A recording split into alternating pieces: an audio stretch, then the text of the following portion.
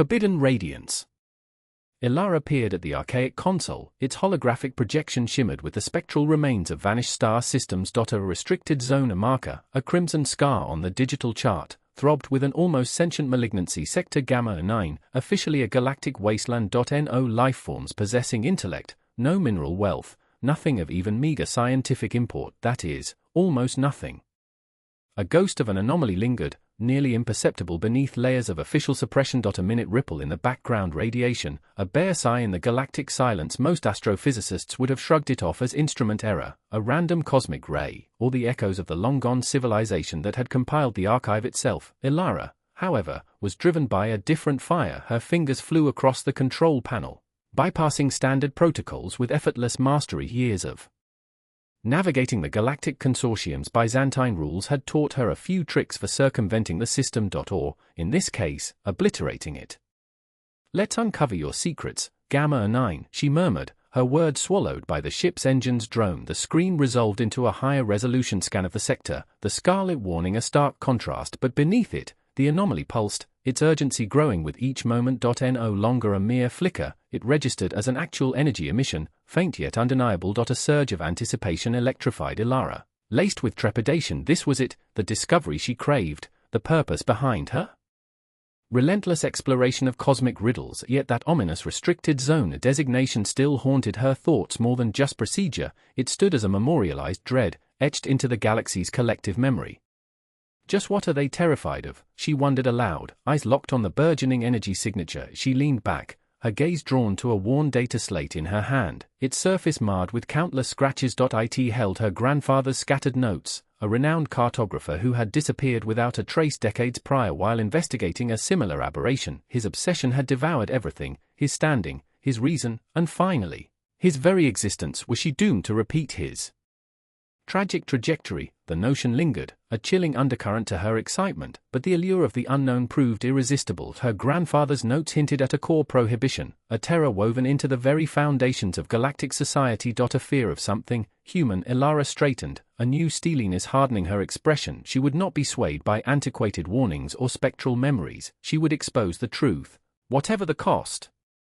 "Protocol restricted zone, override," she commanded, her voice resolute. The console erupted in a cascade of crimson warnings, an electronic shriek of impending doom. She ignored it, her fingers dancing across the keyboard as she entered the override code, painstakingly pieced together from her grandfather's fragments. The crimson faded, replaced by a neutral gray. The restricted zone was no longer in effect. The route was cleared. "Initiate a comprehensive scan," she instructed, her heart hammering. "Maximize sensor capabilities, access all data, every harmonic, every particle, every echo."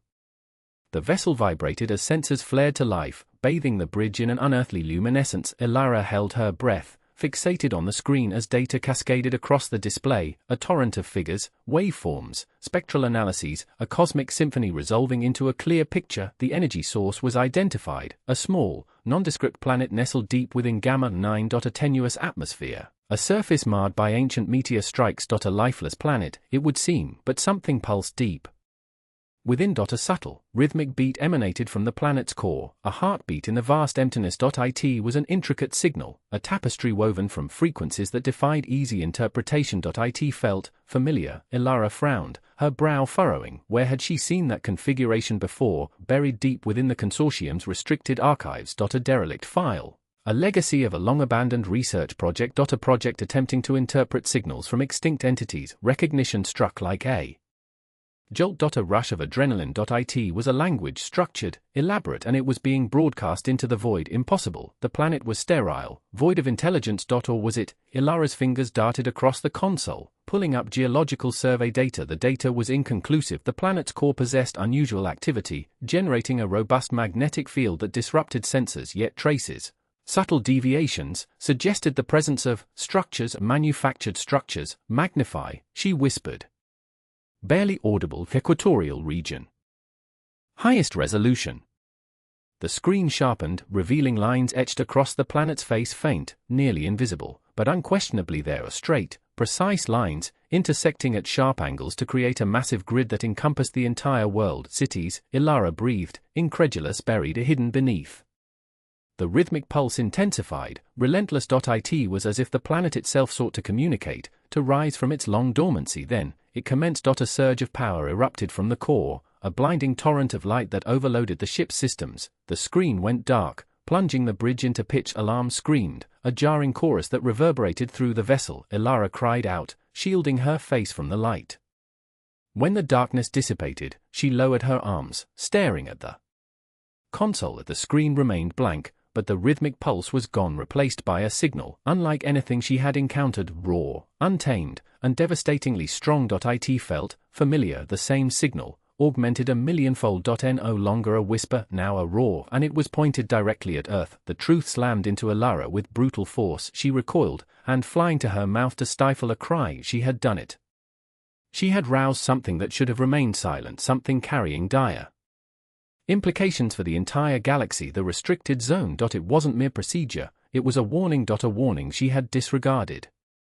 What have I unleashed? She breathed, terror gripping her. On Earth, deep within the Mariana Trench, an ancient monitoring station sputtered to life. Decades of torpor crumbled as its systems revived, answering the call that had breached the cosmic barrier. The station's primary computer, an antique, initiated its pre-programmed ritual. It dissected the signal, decoded its intricacies, and cross-referenced it with its extensive memory. The conclusion was immediate. The signal was recognized. A distress beacon. A plea for salvation from Earth. The computer engaged its primary transmission array, a colossal antenna buried deep within the ocean floor. It focused its energy on the signal's point of origin, a small, unremarkable planet in Sector Gamma 9. And it answered. A beam of pure energy erupted from the antenna, cutting through water, atmosphere, and the interstellar void. It was a gesture of defiance, a light of hope, a declaration of war. The humans were awake, and they were listening. Echoes from the cradle.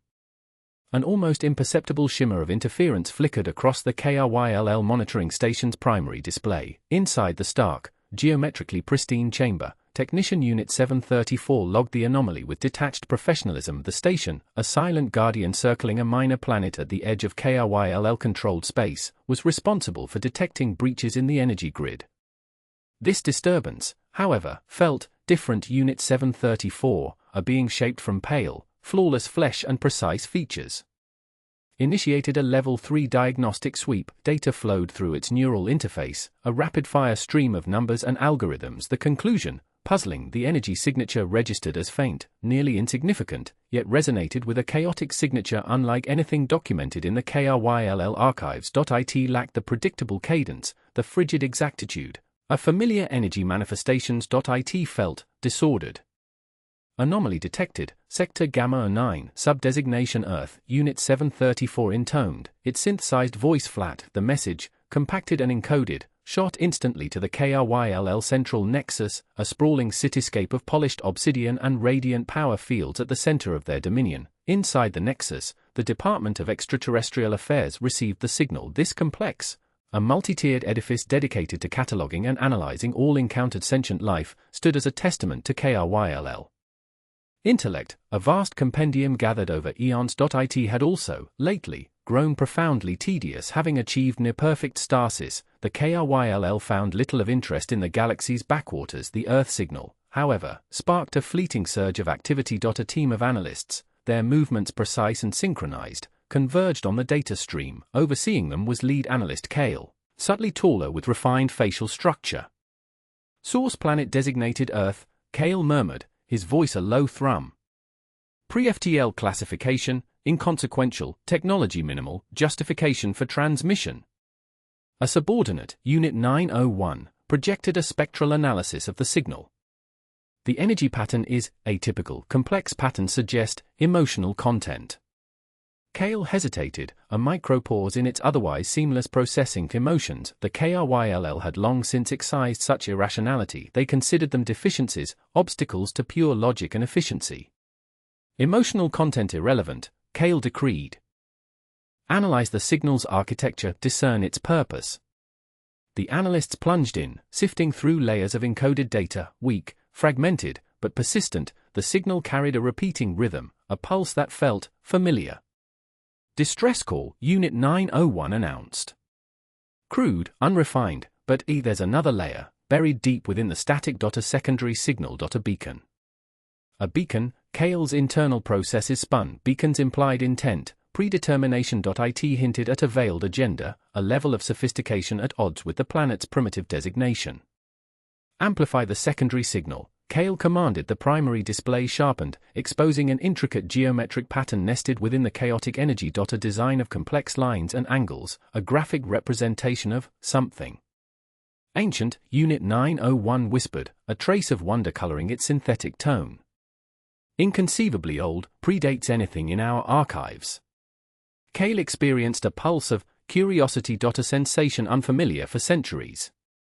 Identify the pattern. Kale commanded the analysts raced, comparing the pattern against vast stores of archaic symbology and forgotten languages. The process dragged the KRYLL, in their fanatical pursuit of logic, had abandoned much of their cultural heritage, dismissing it as irrelevant now. That assessment seemed myopic. Finally, after what felt like an age, Unit 901 declared, match found.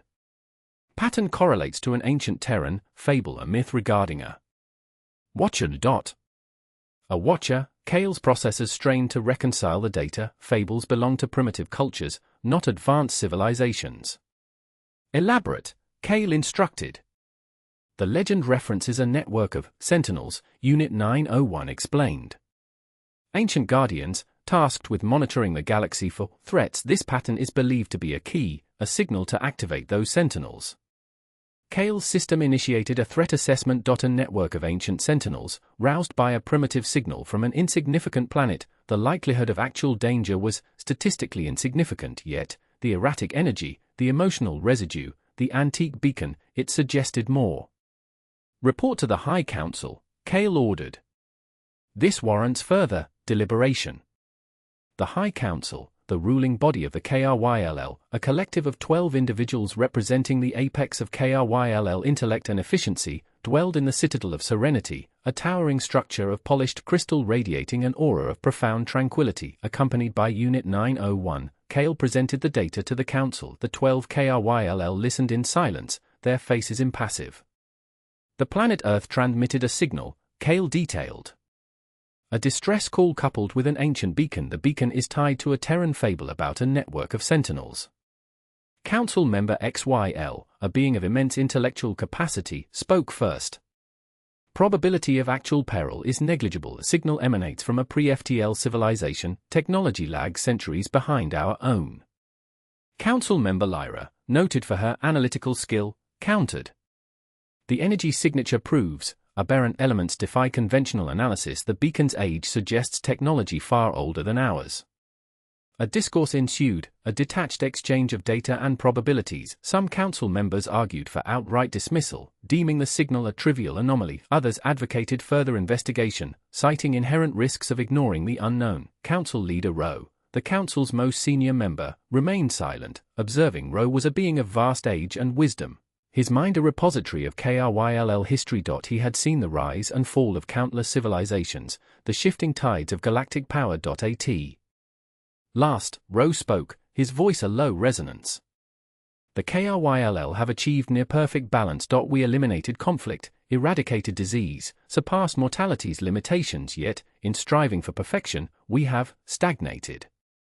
A subtle acknowledgement rippled through the other council members. The KRYLL were aware of their stagnation, a subject whispered about, a disquiet beneath the placid surface.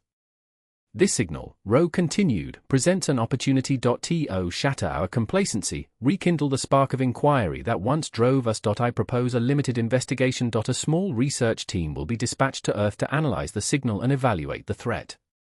Council member XYL voiced a restrained objection. Expenditures required would be substantial, potential return minimal. Potential return is indeterminate, Rowe countered. Therefore, investigation is essential. We must not let fear of the unknown cripple us. The KRYLL were once explorers, innovators, pioneers. We must remember who we are. The Council considered Rowe's directive. The choice diverged from their usual prudence, a calculated risk, but Rowe's experience was invaluable, his judgment respected. Very well. Council member Lyra conceded. I will organize a research team. We shall proceed with care. Rowe nodded, a subtle affirmation. Proceed with care, but proceed nonetheless. The universe is rife with surprises. We must be prepared for any eventuality. The decision was made. The KRYLL, after centuries of stasis, were about to awaken. The signal from Earth, a faint echo from humanity's cradle, had stirred something dormant within their advanced, emotionless society. Whether that awakening would spark enlightenment or destruction remained uncertain. The ripples of Ilara's actions were spreading, reaching into a sleeping giant. The universe, it seemed, had become far more complicated. Whispers in the noise. The observatory's drone was Araz's steadfast companion, a subterranean pulse that resonated through the metallic grid beneath his feet, a constant vibration against his bones. Tonight, though, the sound was less a comfort and more a goading reminder of his repeated failures. Piles of rejected spectrographic analyses, each a tombstone marking a theoretical dead end, choked the cramped space around his console. He scrubbed at his fatigued eyes, the coarse drag doing little to soothe the insistent throb behind them. Beyond the thick glass, the Arizona desert sprawled, an obsidian tapestry pricked by the remote, glittering allure of Phoenix. He yearned for the clean simplicity of those distant beacons. His own purpose, of late, felt anything but straightforward. He was chasing mirages, straining to hear meaning in the cosmic white noise. He swallowed lukewarm coffee, the acrid brew barely piercing the mental haze clinging to his thoughts. Days had bled into sleepless nights, fueled by a persistent hunch that he stood poised on the precipice of discovery, a breakthrough that would vindicate his years of unwavering dedication. Or, a nagging inner voice whispered, was he merely indulging a grand illusion? That signal, a phantom echo in the vastness, was both his obsession and his torment. He'd snagged it weeks prior, a subtle anomaly buried deep within background radiation, and its potential had rooted itself in his mind, refusing to be dislodged. He initiated another diagnostic, the familiar lines of code cascading across the screen, our numbers and graphs pirouetted before his tired gaze, a dizzying, meaningless display. The signal stuttered again, a fleeting, almost imperceptible peak on the spectral readout. Damn, he muttered, shoving back his chair with a screech. He desperately needed respite, a prolonged break. He was beginning to discern patterns in randomness. He'd been so utterly convinced of its veracity, its significance, that he'd ignored more plausible explanations, the cosmic microwave background, solar eruptions, even malfunctioning hardware, all far more likely than the extraordinary hypothesis he was desperately clinging to. He drifted to the small window, his gaze drawn to the star sprinkled canvas above. The immensity of space was both humbling and terrifying. It provided a stark perspective, underscoring his own insignificance, yet it also amplified the profound loneliness that had shadowed him since Sarah's departure. He squeezed his eyes shut, attempting to clear his cluttered thoughts. He missed her laughter, her uncanny knack for unearthing humor in even the darkest corners. She would have urged him to retreat, to relinquish his fixation, but Sarah was no longer present. And all that remained was this, the observatory, the elusive signal, and the relentless, nagging conviction that he was on the brink of something profound. He opened his eyes, inhaled deeply, and returned to his workstation. He'd grant it one more hour. One final push to prove to himself that he wasn't pursuing a chimera. He initiated a fresh filtering process, employing a different algorithm, one specifically designed to isolate recurring sequences. It was a long shot, bordering on desperate, but his options were dwindling. The program churned and whirred, sifting through the torrent of data, akin to a prospector panning for a glimmer of gold. Minutes dragged into an interminable expanse. Ares glued himself to the monitor, his heart drumming against his ribs. He fully anticipated facing yet another disappointment, confirming his deepest fears. He prepared to concede defeat, to relinquish his post, and finally succumb to sleep's embrace. Then, it transpired. A faint, almost invisible line materialized on the screen, a subtle departure from the surrounding chaos. He narrowed his eyes, drawing closer. It was repeating. A sequence, far too complex to be attributed to mere chance, resonated within the signal. He froze, his breath seizing in his chest. He couldn't accept it. He reran the filter repeatedly, each iteration reinforcing the identical result. The pattern was there, irrefutable. It wasn't random cosmic noise. It wasn't solar flares. It was something else entirely, something intentional. His mind ignited with a flurry of possibilities. What could it signify? A natural phenomenon? He dismissed the notion almost instantaneously. The complexity of the pattern, its distinct structure, precluded any natural occurrence. That left only one conceivable explanation, one that sent a cold shiver tracing its way down his spine. Intelligence. He magnified the repeating sequence, striving to decipher its underlying structure. It defied any known parameters. It wasn't rooted in any recognized mathematical constant or physical principle. It was alien in its very essence. A surge of adrenaline coursed through him, a shot of pure excitement obliterating his weariness, replaced by a razor-sharp focus. This was it, the elusive breakthrough he'd been relentlessly pursuing. Undeniable proof that humanity was not alone in the cosmos. However, accompanying the elation came a subtle disquiet. He recalled countless science fiction narratives he'd consumed in his youth, cautionary tales of disastrous first encounters. What if this signal wasn't a benevolent greeting? What if it served as a warning, or even worse, a snare? He glanced at the clock. 3:17 a.m. He was isolated in the heart of the desert, tuned into a message from an unknown civilization. The situation was both breathtaking and terrifying. He understood he couldn't keep this revelation to himself. He had to share it with someone, but with whom? He couldn't simply barge into NASA headquarters and assert he'd intercepted an extraterrestrial signal. They would dismiss him as delusional. He required tangible proof, concrete evidence to substantiate his claims. He decided to contact Ilara. She was a linguist acquaintance, known for her eccentric nature, which made her less likely to instantly label him as insane. Furthermore, she possessed an unparalleled talent for deciphering intricate codes. He retrieved his phone and initiated the call, cringing at the thought of rousing her from sleep at this ungodly hour. Yet, this discovery was far too critical to postpone. The phone echoed several times before she finally answered, her voice thick with sleep and annoyance. Aries, do you comprehend what time it is? Ilara, I apologize for waking you, but I need your assistance. I've stumbled upon something. I believe it's a signal emanating from another civilization. A prolonged silence hung on the other end of the line. Aries could almost envision Ilara's mind racing, processing his words. Aries, she said finally, her voice tinged with disbelief, have you been indulging in alcohol? No, I'm being serious. I've been analyzing this signal for weeks, and I've finally identified a recurring pattern. It's complex, it's structured, it's unequivocally not random. Show me, she demanded. Aries uploaded the signal data to a fortified server and furnished Ilara with the access credentials. He meticulously explained the filtering methodology he had employed, highlighting the repeating sequence. Give me an hour, she said. Permit me to examine it. Aries disconnected the call, his hands trembling uncontrollably. He began to pace the confines of the observatory, unable to remain stationary. He felt a vortex of emotions, excitement, trepidation, and anticipation. He recognized that this discovery held the potential to reshape everything, but also understood that it could come at a considerable cost. As he awaited Ilara's assessment, Aries persisted in scrutinizing the signal, endeavoring to extract any further insights from it. He subjected it to every conceivable algorithm, searching for concealed layers, for subtle nuances that might unveil the signal's origin or purpose. He discerned that the signal's strength exhibited fluctuations, rising and falling in a rhythmic fashion. Initially, he attributed it to atmospheric interference, but then he realized that the fluctuations were synchronized with the repeating sequence.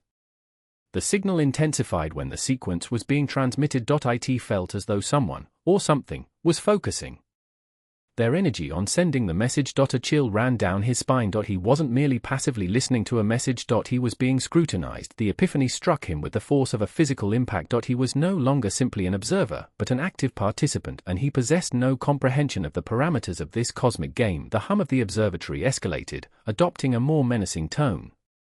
The darkness beyond the window seemed denser, more oppressive. He was alone, vulnerable, and he had inadvertently unlocked a doorway to the unknown. A notification from his computer signaled that Ilara had accessed the server. He hurried back to his workstation, his heart pounding wildly.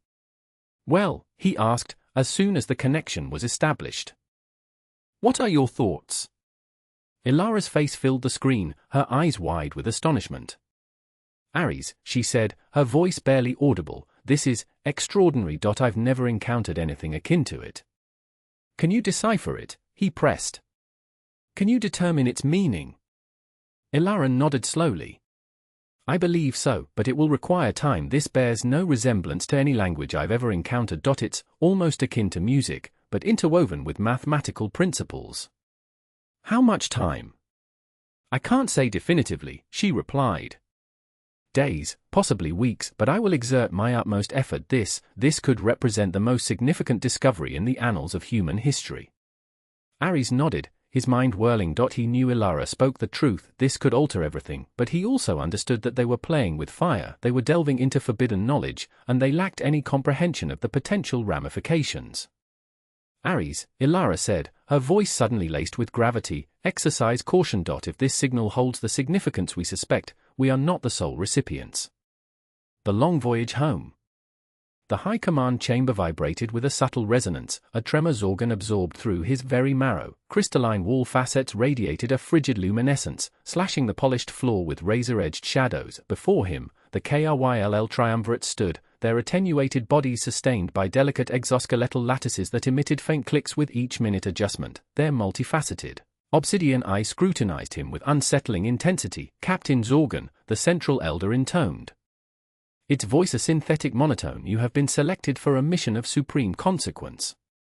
Zorgan dipped his head, the chitin of his carapace rasping against his stiff collar. He'd commanded starships, quelled insurrections on the galactic fringe, and charted courses through nebulae where even light struggled. A seasoned veteran, forged by decades of unwavering commitment, yet facing the elders still made him feel like a newly hatched insect exposed to the elements. We have registered an aberration, the second elder added, its voice slightly higher, needling at Zorgan's auditory canals, an irregularity in the cosmic background. A signal emission. The third elder, its frame rippling with a subtle distortion field, elaborated, the signal source is a Class M planet, Earth. Zorgan permitted himself a micropause. Class M planets were typically dismissed as trivial, pre-warp civilizations, more trouble than they merited. Earth, elders, what peril could such a fledgling world present? The signal, the first elder reiterated, its tone unchanging, suggests technological progress beyond its anticipated developmental curve, and moreover, it displays a capability for disruption. Disruption, the term lingered, thick with unstated implications. The KRYLL valued above all things their precise control, their unyielding adherence to immutable order. Any divergence, any tremor in the established equilibrium, was perceived as a transgression. Your assignment, the second elder proclaimed, is to investigate. Evaluate this signal's properties, the competencies of this Earth, and to neutralize any conceivable hazard to KRYLL dominance.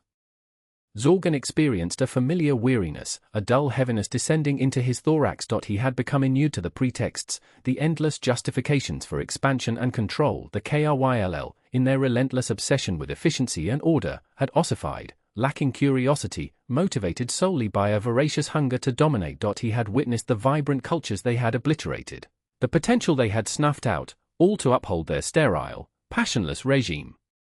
Acknowledged, elders, Zorgan replied, his voice devoid of emotion. I will muster my crew and prepare for immediate departure. The elders released him with a synchronized nod, their focus already reverting to complex calculations projected onto the crystal walls. Zorgan turned and exited the chamber, the drone of the machinery swelling, then diminishing as the massive doors slammed shut behind him. Back in the relative quiet of his personal quarters, Zorgan engaged the comm system. The image of his second-in-command, a younger KRYLL named Reela, appeared on the screen. Her carapace still displayed a pale emerald hue, indicative of her relative lack of experience, but her eyes possessed a keen intelligence. Reela, Zorgan instructed, muster the crew, full combat readiness, destination, Earth. Reela's mandibles clicked audibly in surprise. Birth, Captain, I was unaware of any active operations in that quadrant. There weren't, Zorgan stated, his tone sharp. Until now, briefing in the main hangar in 1 hour. He severed the connection and gazed through the viewport, his sight locked on the cold, indifferent stars to Earth. He knew little of it, only the most basic facts: oxygen, nitrogen, atmosphere, liquid surface water, carbon-based organisms. He had never fully grasped the KRYLL loathing of such worlds, of the chaotic unpredictability of organic existence. Perhaps it was merely a dread of the unknown, a craving to control that which defied comprehension. He activated his personal datapad and accessed Earth-related files. Images cascaded across the screen: verdant forests, expansive oceans, thriving metropolises bursting with activity. He saw creatures of every imaginable form, adorned with brilliant coloration, their behavior governed by intricate emotions. A vitality, a raw force, utterly alien to the KRYLL's antiseptic existence. He navigated through the data, his focus snagged on a section devoted to human history, conflicts, famines, epidemics, and yet, they had endured, they had suffered unimaginable hardships and emerged, scarred but unbroken. He perused their art, their symphonies, their literature, expressions of joy, despair, affection, and grief, sensations the KRYLL had long suppressed. deeming them inefficient and superfluous. A flicker, something akin to curiosity, stirred within him, a faint echo of the wonder he had felt as a hatchling, first beholding the starlit expanse. He swiftly quashed it, reminding himself of his duty, his solemn pledge. He was a soldier of the KRYLL hegemony, and his purpose was to obey. But as he girded himself for the long journey, a seed of doubt had been sown, a hairline fracture in the armor of his unwavering devotion. He couldn't dispel the impression that this mission was different, that something was fundamentally amiss. He just couldn't put his finger on why. The launch bay roared with a symphony of industry as the crew readied the silent Talon for launch. Technicians swarmed over the vessel, their exoskeletal limbs whirring as they performed terminal diagnostics. The atmosphere sizzled as the plasma conduits were activated, the sharp scent of ozone stinging Zorgan's sensory organs. He scrutinized his crew with a critical gaze. They were the elite, carefully vetted for their talents and ironclad allegiance. Reeler, his second, was a tactical savant, able to anticipate adversary maneuvers with unsettling precision. Then there was Krell, the chief engineer, a brusque but ingenious technician who could coax unprecedented performance from even the most obsolete systems. And Vorlag, the security chief, a towering warrior whose reputation for mercilessness was legendary. He assembled them around him, his words reverberating through the hangar. "We embark on a mission of critical significance to the KRYLL hegemony," he began, his voice amplified by his helmet comm. "We have detected a potential threat emanating from a Class M planet labeled Earth. Our prime directive is to scrutinize this threat and terminate it, if necessary. Imprecision will not be tolerated. Disobedience will be met with swift justice. We will execute our mission with exactitude and efficiency, as is expected of KRYLL warriors." He paused, his gaze sweeping over their faces. "Any questions?"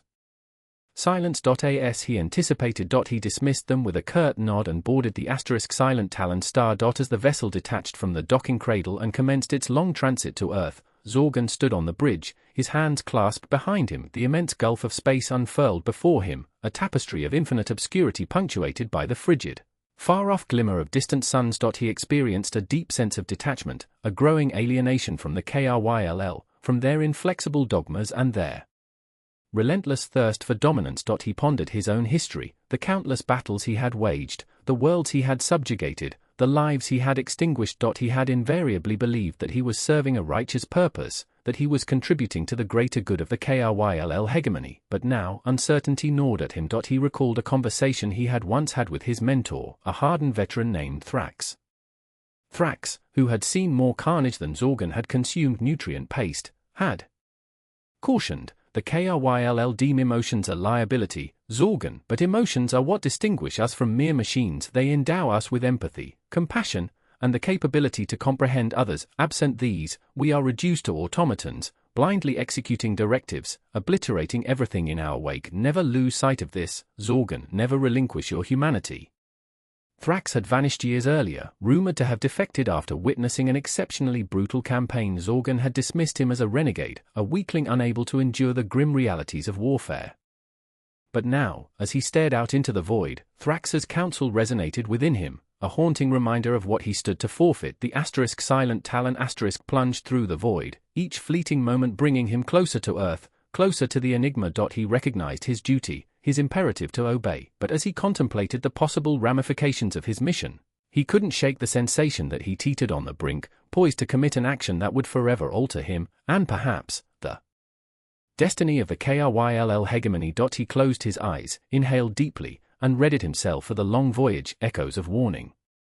Ilara's gaze was glued to the shimmering council interface, her pulse a frantic drum against her ribs. The pristine white of the observation deck seemed to amplify the tremor in her fingers as she put the finishing touches on her report. Unforeseen activation of precursor civilization on designated planet, Earth.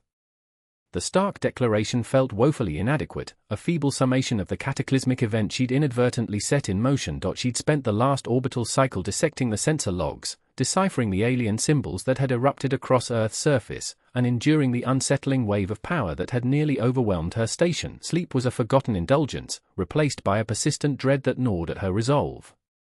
They had to grasp the magnitude of it, drawing a steadying breath. Ilara transmitted the report. The interface responded with a brief pulse, confirming receipt before falling silent. The ensuing quiet was heavy, almost tangible. She pictured the data coursing through the council's processors, emotionless algorithms dissecting her conclusions. A certainty settled upon her, they would recognize the imminent danger she saw, the potential for immense, galactic upheaval. Minutes stretched into an agonizing wait.at last, the interface flickered to life.an automated. Message materialized, report flagged for review, stand by for inquiry. Elara began to pace the observation deck, her restless silhouette mirrored in the polished floor. She mentally walked through the activation sequence again, the pivotal keystroke, the initial thrill that had swiftly soured into stark terror. Could she have altered the outcome? Should she have adhered strictly to protocol? The burden of her misstep weighed on her, a suffocating pressure. Hours later, the summons arrived, not an invitation, but a terse command. Report to Council Chambers, Sector Gamma, forthwith.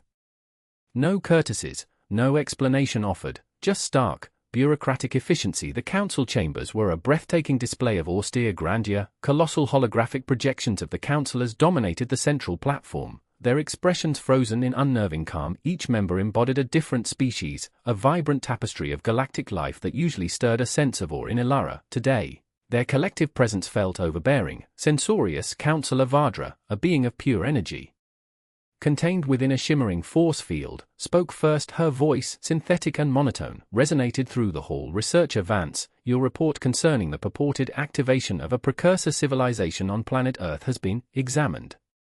Elara swallowed, her throat suddenly parched. Counselor, the evidence speaks for itself. The anomalous energy readings, the glyph illuminations, the discrepancies, Vardra interrupted, fall within expected statistical variations for a Class M planet exhibiting standard tectonic fluctuations. Your leap to a civilization-level awakening is, quite frankly, untenable.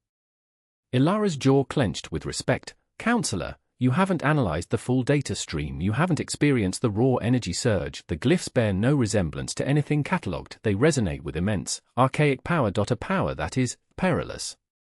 Counselor Theron, a reptilian entity with irises like liquid gold, emitted a sibilant hiss. Perilous, or, perhaps, merely detrimental to your career aspirations, a desperate attempt to gain prominence through hyperbole.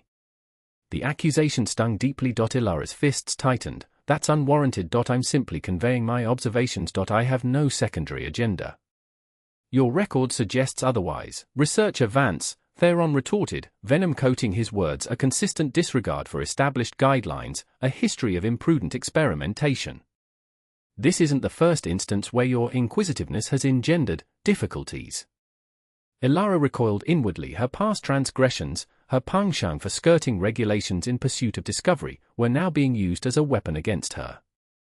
She had always maintained that the acquisition of knowledge justified the hazards, but now, under the cold, calculating scrutiny of the councillors, she questioned whether her conviction had been a tragic error. Councillor Lyra, a being of plant-based consciousness whose voice manifested as a melodic drone, joined the discourse. We appreciate your enthusiasm, Researcher Vance. However, the Galactic Council cannot function on conjecture and supposition. We require conclusive, replicable evidence. What you've presented is insufficient to that end. Elara struggled to maintain her poise. But I can demonstrate it to you. I can escort you to the site, illustrate the energy signatures. Just permit me an opportunity to substantiate my claims. Vardra's energy field pulsed with a faint cerulean glow. That will not be required. The matter is concluded. We have deployed a team of objective analysts to Earth to conduct a comprehensive assessment. Their findings will be definitive and final. Elara understood the implication. The analysts would arrive, scrutinize the surface irregularities, formulate a convenient justification, and bury the truth under a mountain of bureaucratic verbiage. The precursor civilization would remain dormant, a ticking clock counting down to inevitable chaos. And if their examination proves fruitless? Elara pressed, her voice trembling with a blend of fury and desperation. What if they dismiss my warnings? What transpires when it's too late to act? Theron chuckled, a grating, rasping sound that sent a shiver down her spine. Then we will address the repercussions, should they manifest, but we will not be swayed by the baseless fears of a wayward scientist. Vardra's voice cut through the oppressive atmosphere. Researcher Vance, your actions have been classified as a contravention of Galactic Protocol 47 Alpha, Section 9, Subsection C, dissemination of unverified claims posing a threat to galactic stability. You are hereby placed on probationary status, effective at once. Further infractions will incur far more severe consequences. The pronouncement hung in the air, thick with veiled threats. Elara was being silenced, her voice drowned out by the deafening thrum of administrative indifference. As she was escorted out of the council chambers, a wave of nausea washed over her. She felt betrayed, abandoned, and utterly isolated. She had striven to alert them, to safeguard them, but they had chosen to ignore her, to label her as a misguided zealot. Back in her quarters, Ilara stared at her reflection in the viewport. The image that stared back was a disheveled collection of tangled hair, bloodshot eyes, and a face lined with anxiety. She appeared like an outcast, a pariah, a woman burdened by unwelcome knowledge. She slumped into her chair, her mind spinning. What recourse did she have? How could she prove the veracity of her claims? How could she preempt the impending calamity? Then, she recalled Ares, the xenoarchaeologist, stationed in the Sol system. He had dedicated years to the study of ancient civilizations. If anyone could appreciate the significance of her findings, it was him. He constituted her sole remaining hope. She pulled up his contact profile, her fingers unsteady as she initiated the call. The comm system beeped, then fell silent. He was either out of comm range or deliberately ignoring her. She tried repeatedly, receiving no response. Frustration and apprehension surged within her. Time was running out. She had to devise a way to reach him, to warn him about the precursor civilization before it reached a critical juncture. She accessed her personal datapad and began to compose an encrypted message, detailing her discoveries, her concerns, and her desperate plea for assistance. She attached the unprocessed sensor data, the alien symbols, the energy signatures, everything within her grasp. As she completed the message, she recognized that transmitting it was a dangerous gamble. It was a direct violation of her probationary status, an open act of defiance against the Galactic Council. But she was left with no alternative. The fate of the galaxy, perhaps even the future of her own people, hung precariously in the balance. Taking a long, deliberate breath, she tapped the send icon. The message vanished into the vast expanse of space, a minuscule beacon of warning amidst a sea of apathy. She could only pray that it would reach Ares in time. Ilara knew, with a bone-chilling certainty, that she had irrevocably crossed a line.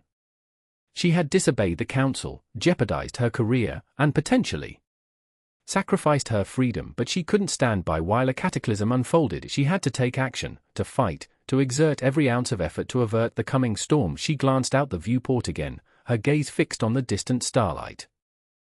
The universe seemed immense and uncaring, a silent observer of the developing tragedy. But somewhere out there, in the inky blackness, a flicker of hope remained. A hope that Ares would receive her transmission, that he would comprehend the seriousness of the situation, and that, together, they could discover a path to save the galaxy from the reverberations of a bygone era. Cracking the code.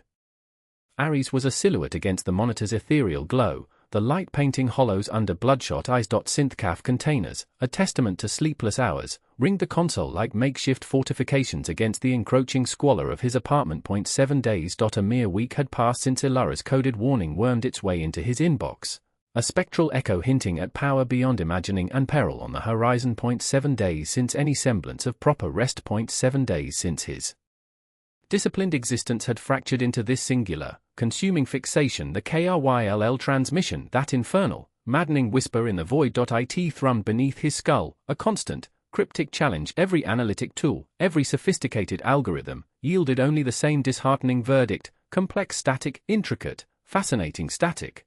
But nothing more. He felt akin to a scholar before an untouched relic of a forgotten age, sure it contained vital secrets, yet lacking the key to decipher its truths. He raked a hand across the sandpaper of his unshaven jaw, the grating sensation a stark reminder of his self-neglect. Unshowered, unchanged, he'd even neglected fresh air. Stale synthcaf and the musty odor of stale clothing saturated the apartment.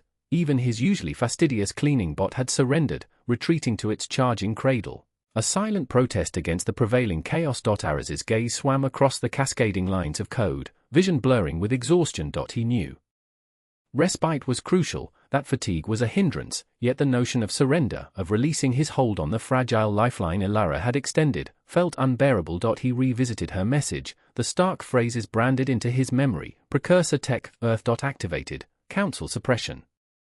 Ilara he trusted implicitly. Years of collaboration had forged a bond of respect for her keen mind and unwavering resolve. She wasn't one for wild theories or elaborate pranks. If she signaled danger, danger existed, and the Council's knee-jerk denial, the sheer velocity and ferocity of their rebuttal, smacked of a deliberate obfuscation. He understood the Council's stringent non-interference doctrines. Certain truths were best left undisturbed, but this felt different, more insidious. He swallowed the dregs of his synthcaf, the acrid liquid doing little to cut through the mental haze. He needed a fresh perspective. His efforts had focused on the signal's architecture, its inherent mathematics, attempting to unearth patterns in the perceived mayhem. Perhaps he was misinterpreting it entirely. Perhaps purpose, not structure, held the key. He recalled the initial KRYLL emanations, the ones that had plunged him into this rabbit hole, initially dismissed as random cosmic background noise. Anomalies in the great symphony of space. But what if that was a misjudgment? What if they were, in fact, deliberate articulations? He isolated a fraction of the signal, a particularly perplexing sequence that had continually resisted comprehension. He steered it through a new algorithm, one designed to detect repeating motifs embedded within seemingly disordered data. A long shot, a desperate throw of the dice born of frustration and depletion. The algorithm churned, tirelessly processing the data, time dilated, each tick an eternity. He tracked the progress bar as it crawled across the screen, his pulse a frantic drumbeat. Abruptly, the analysis concluded. A cascade of symbols flickered on the screen, a cryptic tangle of glyphs and numerical notations. Ari stared, his mind struggling to impose order on the jumble. He ran the decryption again, and yet again, each cycle confirming the same output. Then, epiphany. He recognized a repeating figure, a distinct constellation of glyphs that appeared recurrently within the code. He had encountered analogous patterns before, in archaic star atlases and astronomical archives. They represented constellations. He cross-referenced the glyphs against his compendium of known constellations, his fingers dancing across the keyboard. He scored a hit, several hits. In truth, the glyphs mirrored constellations visible from Earth, constellations recognized by humankind for millennia. But its significance: why would the KRYLL, a dispassionate, ultra advanced collective, encode their communications with constellations? It defied logic. He homed in on the most prevalent constellation, the one appearing most frequently within the code, Orion. Isolating the corresponding section of code, he funneled it into another decryption protocol, this one customized for deciphering ancient tongues. The algorithm labored for hours, the consoles rhythmic were filling the room. Ares remained transfixed, glued to the screen, his body aching with weariness and expectation. Then, the screen jumped. A series of characters emerged, slowly coalescing into discernible words. Ares sucked in a breath, his heart hammering against his ribs. The words were incomplete, fragmented, yet he could discern the underlying framework. A phrase, reiterated ad nauseam, like a sacred incantation. Here. We. Await. He scrutinized the phrase, his mind reeling. Here we await. Await what, and why was it linked to Orion? He fed the phrase into a translation matrix, seeking a more nuanced interpretation. The matrix proposed numerous variations, each more unsettling than the last. Here. We. Slumber. Here. We. Dream. Here. We. Prepare. Prepare for what, precisely? It dawned on him then, with a gut-wrenching certainty, that the KRYLL signal wasn't merely a mode of communication. It served as a homing signal. A summons beamed across the cosmos, broadcasting their presence, their location, their availability. He redirected his attention to the section of code alluding to Earth, running it through the same translation matrix. The results proved even more alarming. Coordinates. Confirmed. Target. Acquired. Awakening. Approaches. He slumped back, the revelation's weight nearly unbearable. The KRYLL weren't simply observing Earth, they were targeting it, and whatever that awakening entailed, he knew, with growing horror, that it wouldn't be benevolent. He had to alert someone. He must inform the Council. Despite their earlier dismissal. He had to persuade them of the looming reality, that the destiny of Earth, potentially the entire galaxy, teetered on a knife's edge. He reached for his comm unit, his hand trembling subtly. He hesitated, his resolve momentarily faltering. The Council had already silenced Ilara. Might they do the same to him, dismiss his findings as delusion, and abandon Earth to its fate? He remembered Ilara, risking everything to transmit her warning. He considered the countless lives in jeopardy if he remained passive. He visualized the KRYLL, patiently lurking in the cosmic shadows, their awakening just over the horizon. He inhaled deeply, bracing himself. Duty commanded him, responsibility compelled him. He couldn't stand idly by while Earth was swallowed by this primeval menace. He activated the comm unit. This is Dr. Ares Thorne, he announced, his voice raspy but unwavering. I possess critical intelligence pertaining to the KRYLL signal. I believe Earth faces imminent peril. He paused, awaiting a response. The silence stretched, thick and suffocating. Then, a voice echoed through the comm unit. A familiar voice, a voice that triggered a visceral chill. Dr. Thorne, the voice acknowledged, calm and deliberate. "We have been expecting you." Silent observation. A KRYLL vessel, a shard of night forged into a teardrop, insinuated itself into Earth's orbit with spectral grace. Shrouded in technology far exceeding human capabilities, it became a phantom presence, a silent overseer of a world teetering on a precipice. On the bridge, Captain Zorgan's multifaceted gaze was riveted to the cerulean and verdant sphere suspended before him. The main screen, a mosaic of sensor data, rendered a living portrait of Earth. Cities blazed like fallen stardust, continents spread in sprawling, organic formations, and ephemeral clouds wove patterns across the surface like brushstrokes of dreams.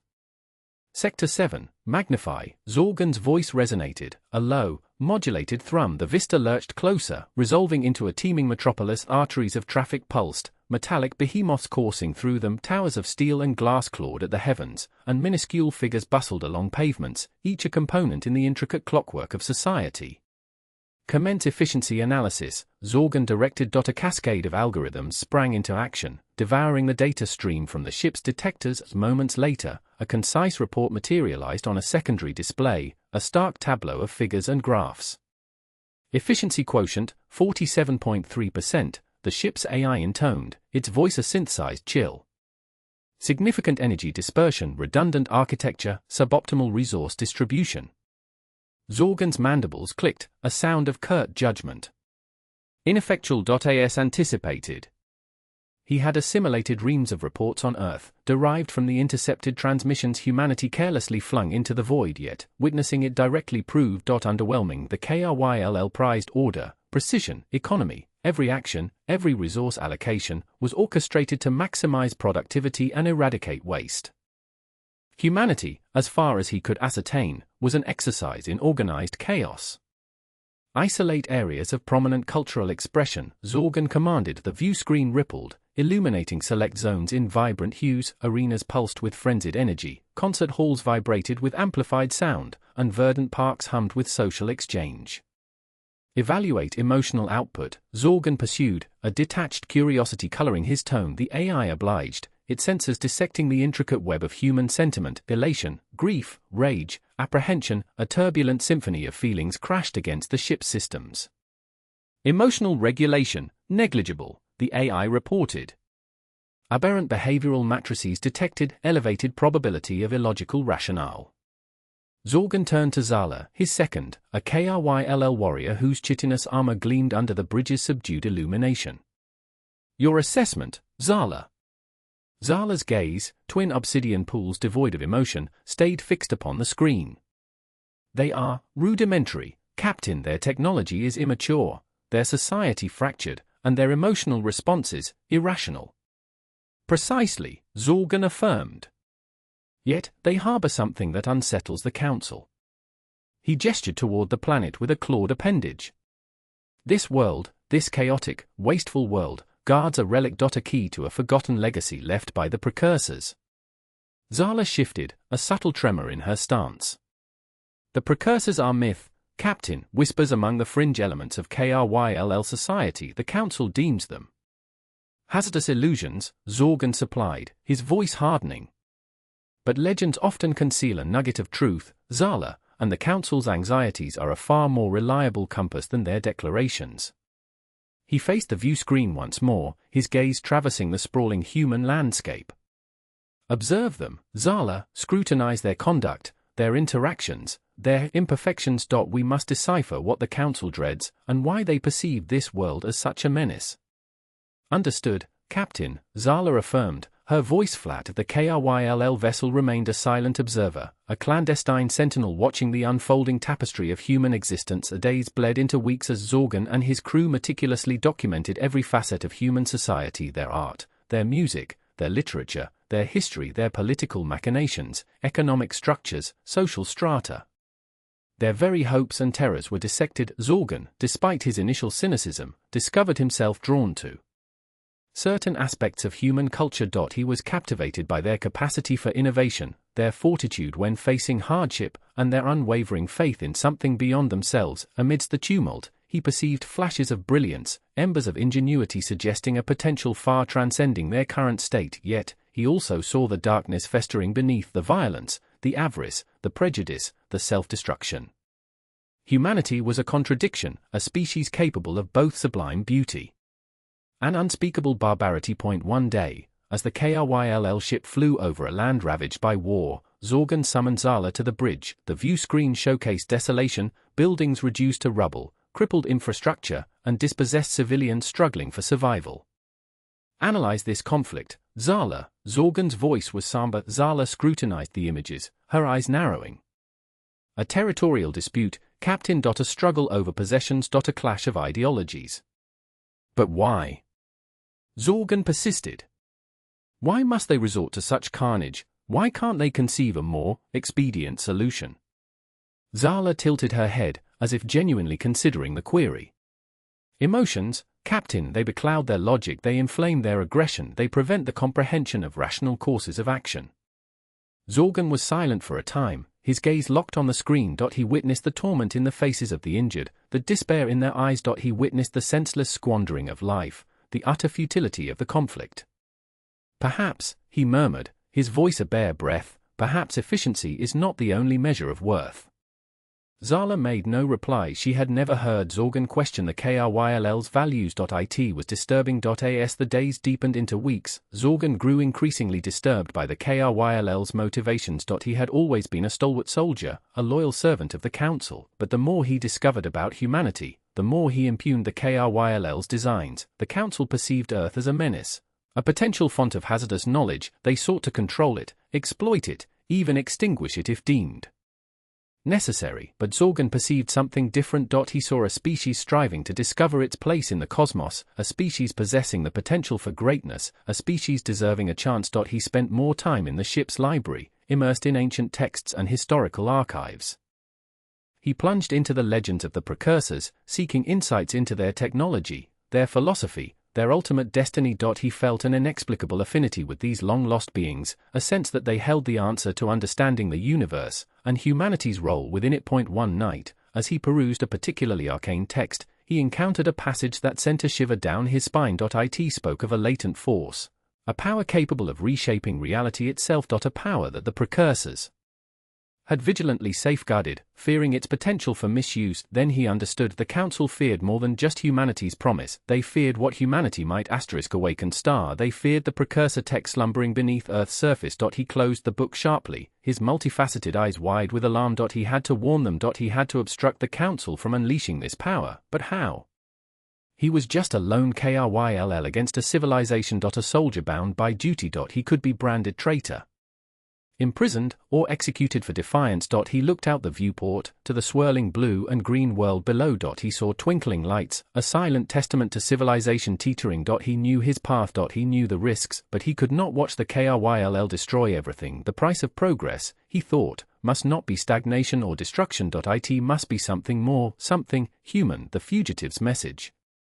A burst of static shredded the silence of Araz's cramped lab. He spun in his well-worn chair, anticipating the usual university drone. Instead, an urgent, fractured voice clawed through the speakers. "Thorn, do you read? Ilara Vance here."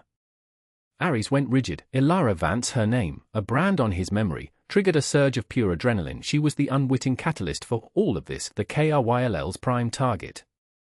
"Vance, how, where are you calling from?" He scrambled for his recorder, his fingers thick and uncooperative. "That's irrelevant. Listen closely. Time is short. The KRYLL, their mission transcends mere observation. They're after what you're studying, precursor tech." Static crackled around her words like a dangerous electric arc. "They covet what you possess, yet cannot originate. Remember that, Thorn. It's the crux." The connection dissolved into a sea of white noise. Ares stared, his pulse hammering against his sternum. He replayed the fragmented message, each syllable echoing in the confined space. "They covet what you possess, yet cannot originate." The implication hung heavy in the air. The KRYLL, with their star-spanning armadas and unimaginable weaponry, incapable of creation it defied reason. He raked a hand through his already chaotic hair. Ilara Vance, a fugitive with everything to lose, risking contact to warn him. It defied logic unless she held a truth he was blind to, something beyond data points.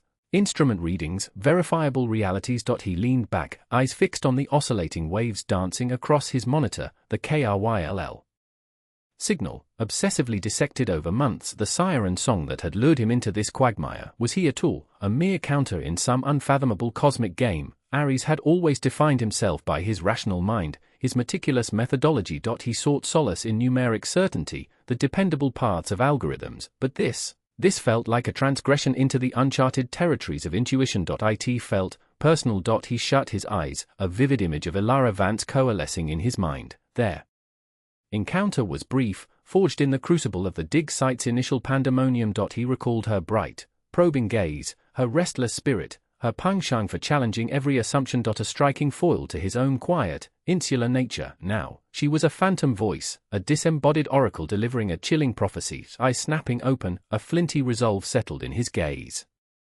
Dismissing her warning was not an option. He had to delve deeper, unearth the true KRYLL objective, and decipher why Elara believed they were creatively barren. He began by isolating the signal fragment that resonated most strongly with the precursor artifact, amplifying it, cleansing the noise. He hunted for hidden coders, buried missives. Hours bled into an unbroken vigil. The lab, normally a haven of measured thought, became a pressure chamber, the very air vibrating with tension. He cross-referenced the signal against ancient records, geological surveys, any source that might illuminate the precursor civilization. He dusted off archaic myths, dismissed by academia as fanciful folklore, searching for persistent patterns, whispers of authenticity. He felt like a drowning man clutching at flotsam, striving to reassemble a shattered masterpiece. The breakthrough, faint but undeniable, arrived late the following afternoon.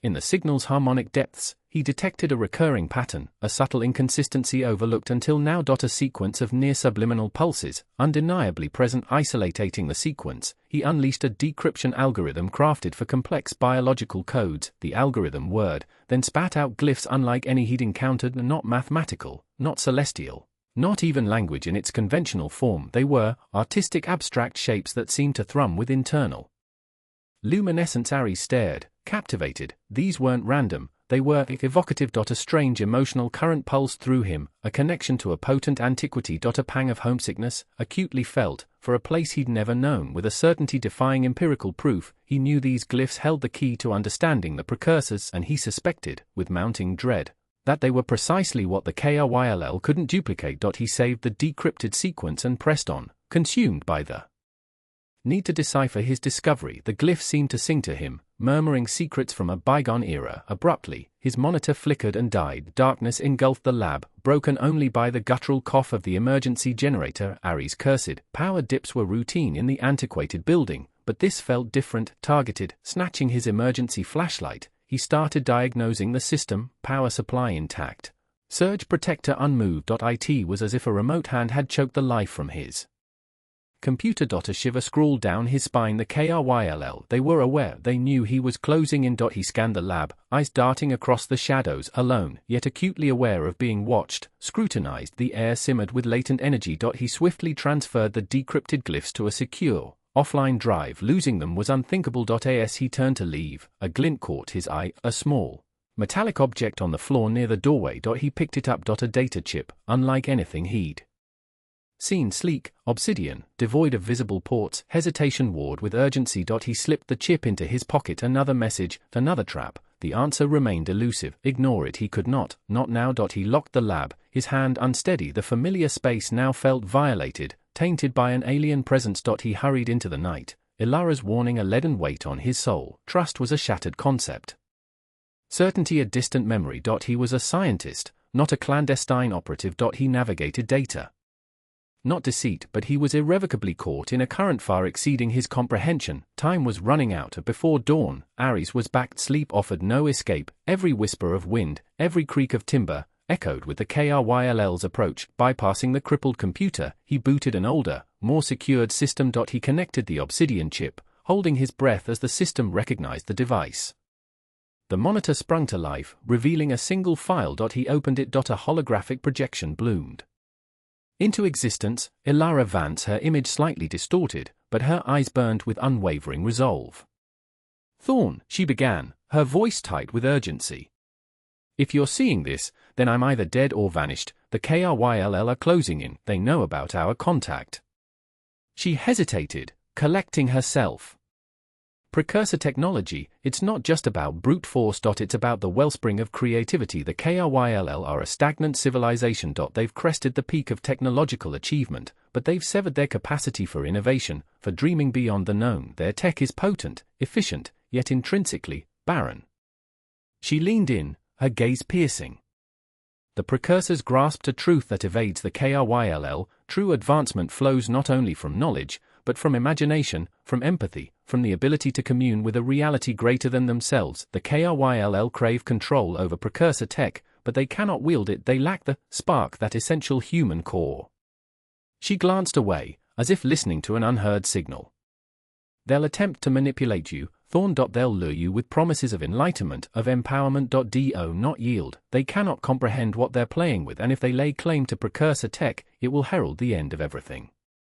Her image flickered and dissolved, leaving Ares facing a blank screen, his mind reeling. It was a dire warning, a desperate entreaty to rescue humanity from a destiny beyond his ability to imagine. He turned to the precursor glyphs, now blazing on a separate screen. No longer just abstract symbols, but expressions of a vibrant, ingenious civilization. A civilization that had vanished without a trace.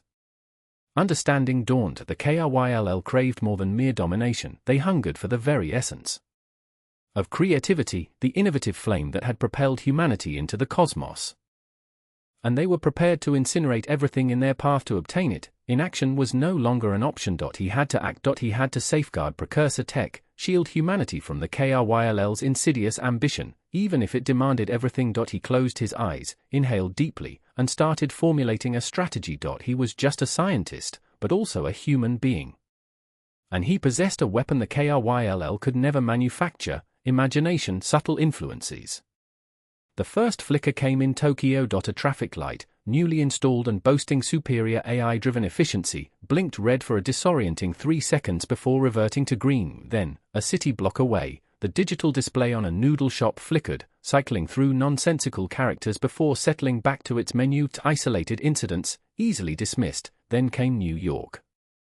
The automatic doors of Grand Central Terminal stuttered, catching on their tracks and emitting a high-pitched whine across the city. A self-driving taxi abruptly veered off course, depositing its bewildered passenger on a deserted side street. London followed. The Eye, a symbol of modern engineering, froze mid-rotation, its capsules dangling precariously in the twilight. A ripple effect of digital chaos spread through the city's antiquated power grid, plunging neighborhoods into darkness. The incidents multiplied.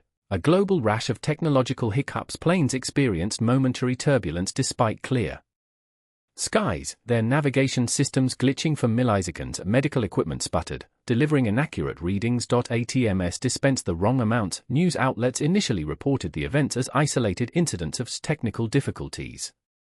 Conspiracy theorists, of course, had a field day, but as the malfunctions grew more frequent and widespread, a sense of unease began to permeate the global consciousness. Something was wrong, something felt orchestrated. Ares felt it too. Hunched over his makeshift workstation in the secluded Icelandic research facility, his eyes bloodshot from days of relentless analysis, he stared at the cascading data streams. The strange malfunctions, initially dismissed by his colleagues, had caught his attention precisely because they seemed so pointless. Not catastrophic failures, but subtle disruptions, annoyances more than disasters. He tapped a key, bringing up a complex algorithm he designed to filter out noise. It was based on the artistic glyphs he'd extracted from the KRYLL signal, a Rosetta Stone to their digital language. As the algorithm ran, the glitches started to coalesce, forming patterns, like iron filings drawn to a magnet.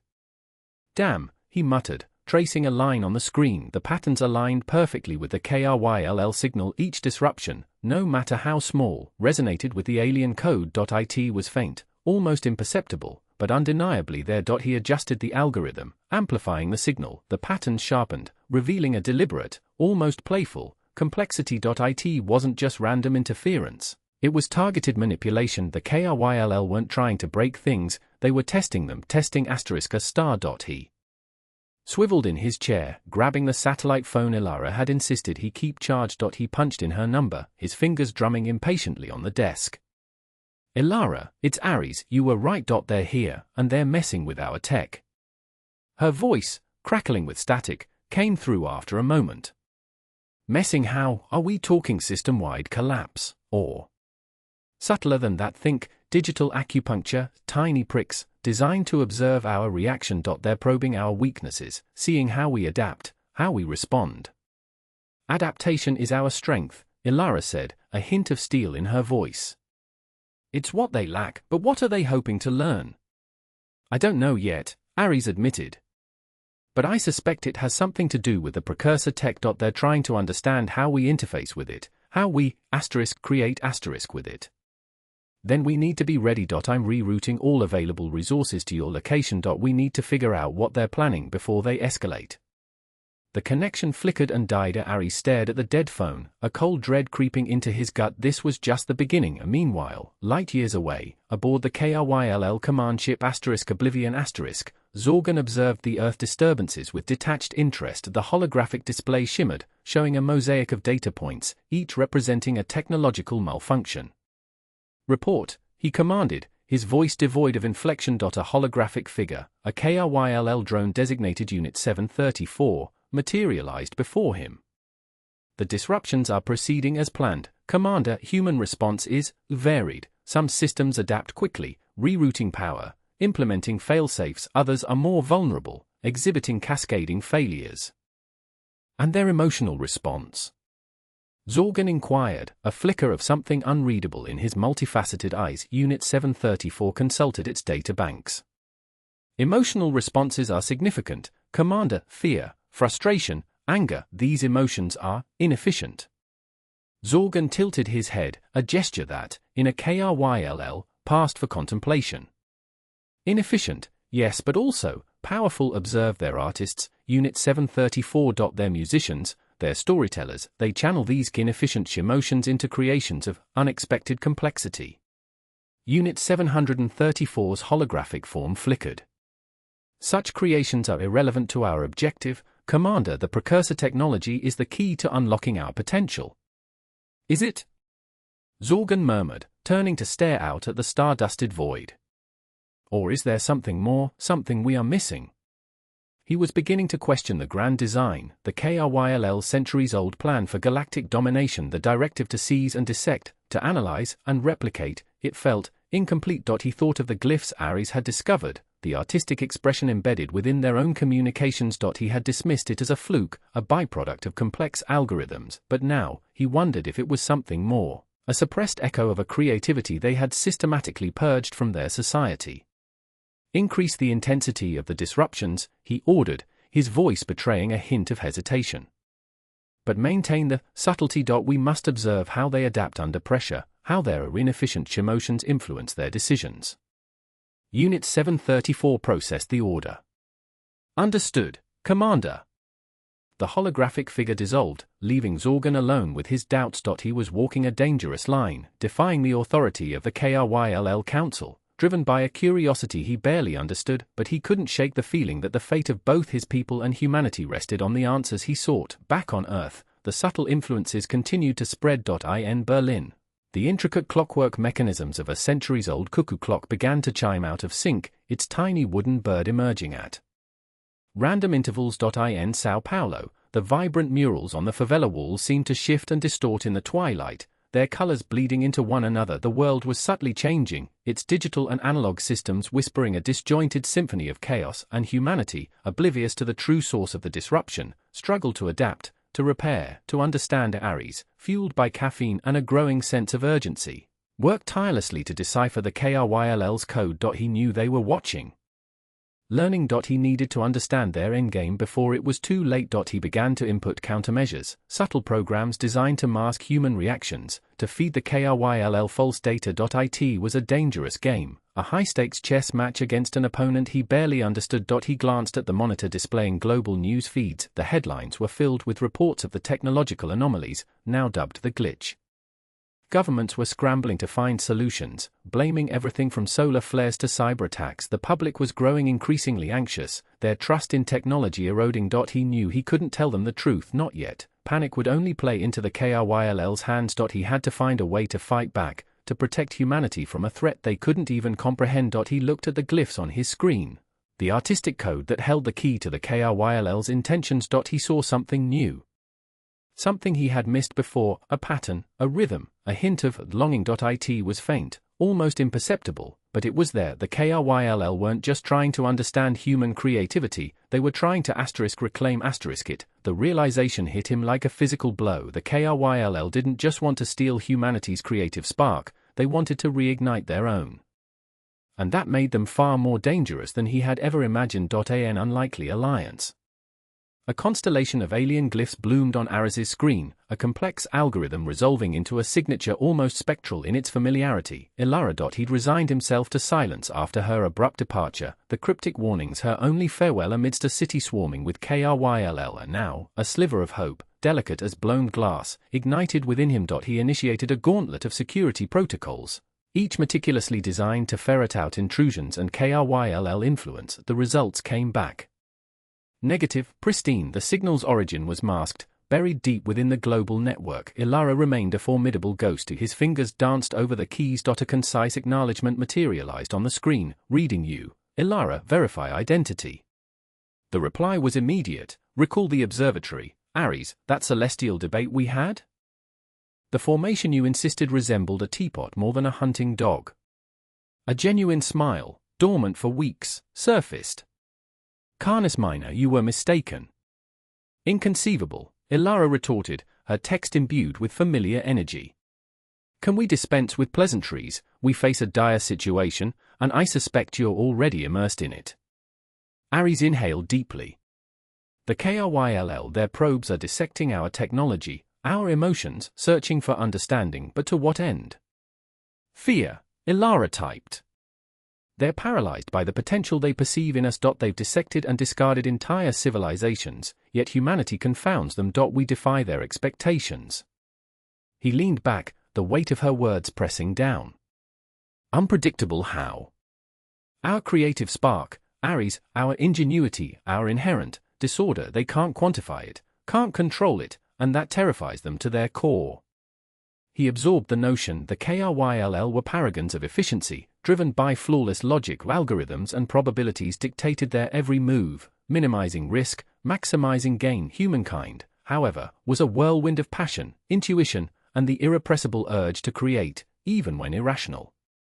You implied they sought something specific, Ares typed. A link to the precursors. Precisely, they believe Earth conceals the key to precursor technology, not merely its location, but its operational principles. Their eyes, we are subconsciously attuned to it, our shared unconsciousness holding the answers they crave. If they already know of the precursors, why not seize the technology? Ares queried, his fingers blurring across the keyboard. It's inaccessible, reacts only to something absent within them. A distinctly human trait.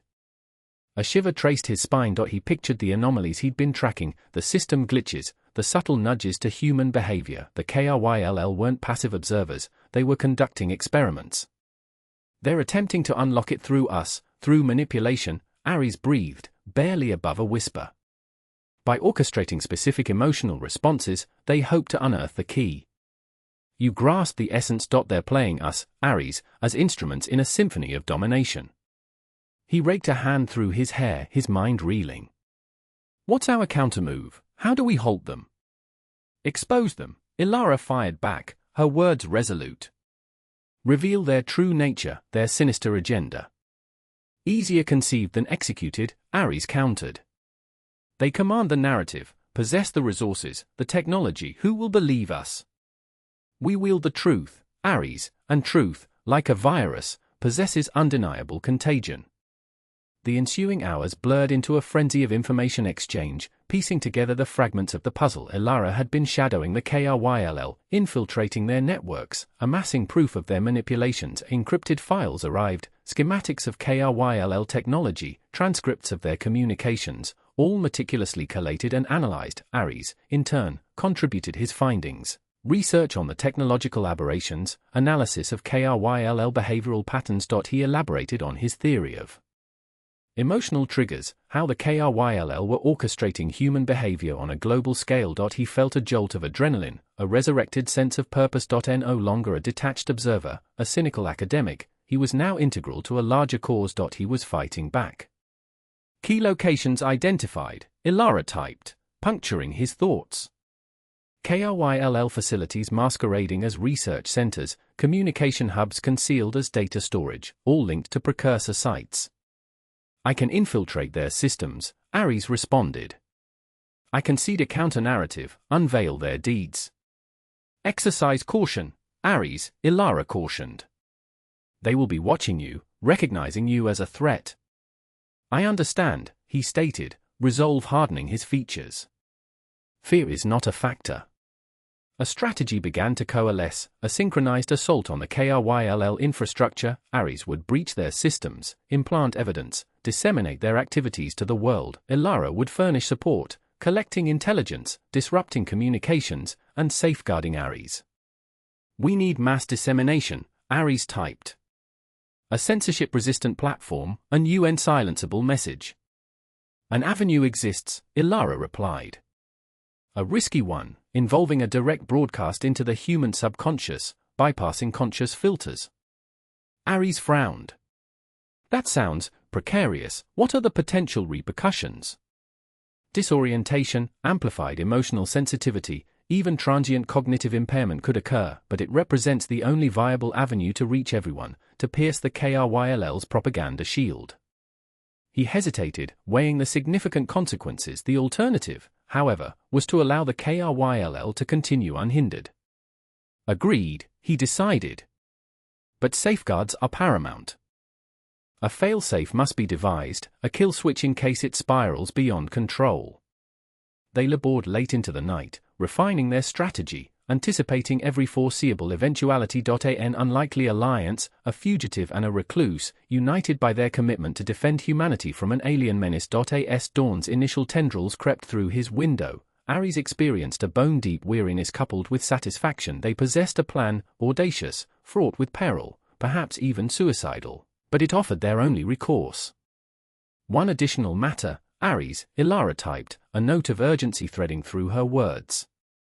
A significant surge in KRYLL activity has been detected. They're poised to launch something substantial, intrinsically linked to the precursor site beneath the Amazon. Ares's blood chilled. Their objective? Undetermined, but my instincts scream impending disaster. We must accelerate our timeline. Ares, time is slipping through our fingers. He nodded, his fingers hovering over the keyboard. Understood, let us proceed. The odds were insurmountable. The KRYLL were formidable, merciless, and technologically superior, yet they possessed a critical vulnerability, their underestimation of humanity. They remained blind to the power of human invention, the resilience of the human spirit, the unyielding determination to champion righteousness. Ares Thorne, the jaded researcher who once perceived humanity as a lost cause, was now poised to shatter their presumptions. He commenced typing, code cascading from his fingertips. Like a rushing river, a furious current of defiance directed at the alien interlopers, the first line of code went live, and so, the battle commenced. Later, while wading through a morass of KRYLL data Ilara had extracted, Ares noticed a series of what looked to be complex mathematical equations. They were far beyond his expertise. He was a tech guy, not a number theorist. Even so, he sensed their importance. Passing them back to her, he commented, "Have a look at this, does it mean anything?" Her response was instantaneous, wholly followed by a silence. When she typed again, there was a note of both reverence and trepidation.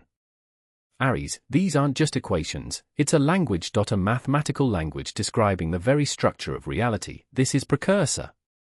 The implications hit him with stunning force. If KRYLL could decipher this, there was no limit to what they could accomplish. It was no longer simply about exposure. It was about stopping them, unlocking the very secrets of existence. The stakes had been elevated, yet again, spark of inspiration.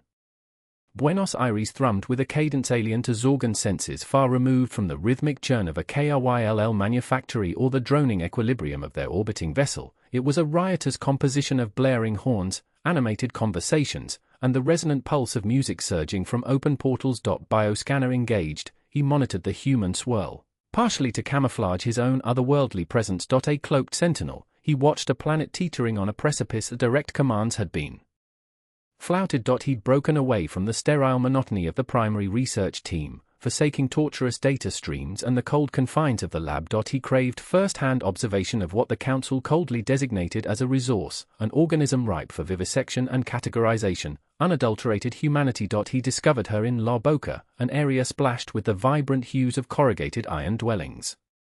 Before a whitewashed facade, she was a whirlwind of motion and pigment, crimson and emerald. Tendrils cascaded around a face illuminated by fierce focus. Isabella Rodriguez, or Izzy, as the local networks identified her. A street artist, a firebrand, a vibrant ember. She wielded her spray can with preternatural skill, a fluid ballet of precision and impulsiveness. Vivid shades exploded across the drab wall, transmogrifying its blandness into a swirling panorama of existence. Forms materialized from the chaos, faces imbued with defiance, hands stretching towards the heavens, stylized renderings of regional fauna and flora. Zorgan had dissected countless hours of terrestrial art, from rudimentary cave paintings to intricate digital simulations. The technicalities were understood, color palettes, compositional frameworks, but the asterisk impetus asterisk eluded him. Why this fervent compulsion to create, to articulate, to leave an imprint? The KRYLL created for optimization, for flawless efficiency. Art was a profligate indulgence, yet, witnessing Izzy, an unfamiliar tremor resonated within him. Devoid of logic or efficiency, it felt like inspiration itself. She retreated, head tilted, scrutinizing, eyes narrowed in assessment. No blueprint consulted, no schematic referenced, no pre-approved design considered. Algorithm-free choices defined her process. It was a pure improvisation. An alien concept to the KRYLL mind. A boy, barely 10 summers old, cautiously approached, clutching a battered soccer ball, his eyes wide with wonder. "Es muy lindo, Senora," he whispered, his voice barely audible. "It's very beautiful." Izzy flashed a grin, her teeth a bright contrast against sun-kissed skin. Annealing, she met his gaze. "Gracias, Chico," she responded, her tone imbued with genuine warmth. "What do you think it needs? A dash more blue, perhaps?" Hesitantly, the boy pointed to a vacant space near the mural's base. "Maybe a bird." Izzy's eye sparkled. "A bird, I love it. What kind?"